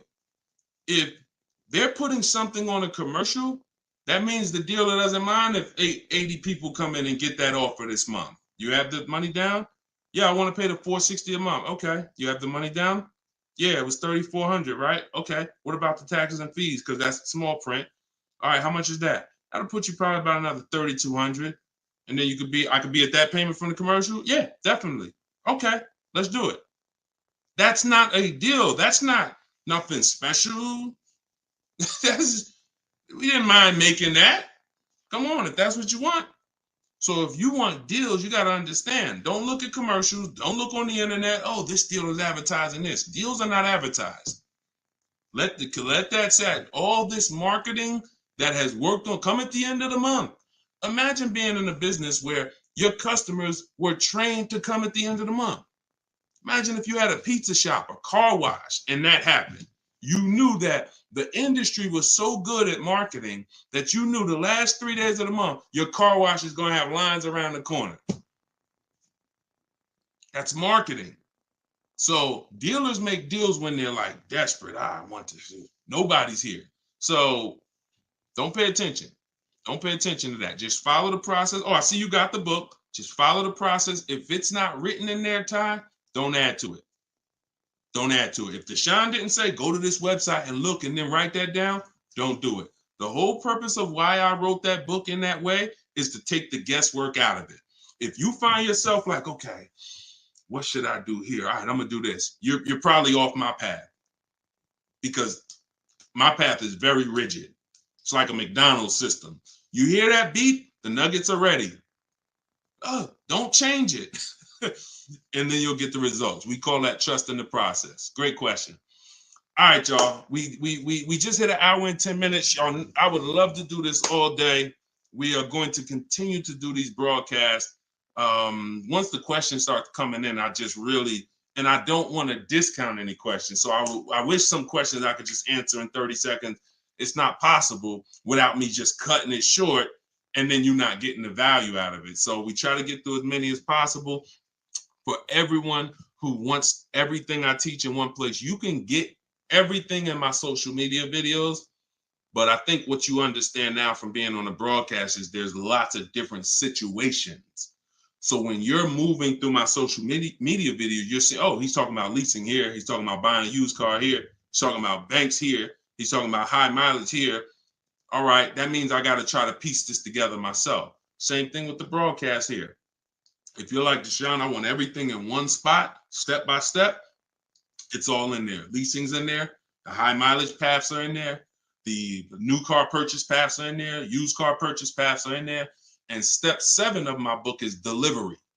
So you shouldn't be thinking, oh, I'm gonna read the whole book, then I'll start shopping. No, it's action guides. It's essentially a big checklist.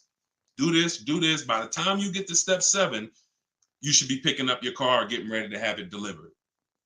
So that's the way it is. You don't take a quiz at the end. The quiz is, if you did it right, your car's on the way.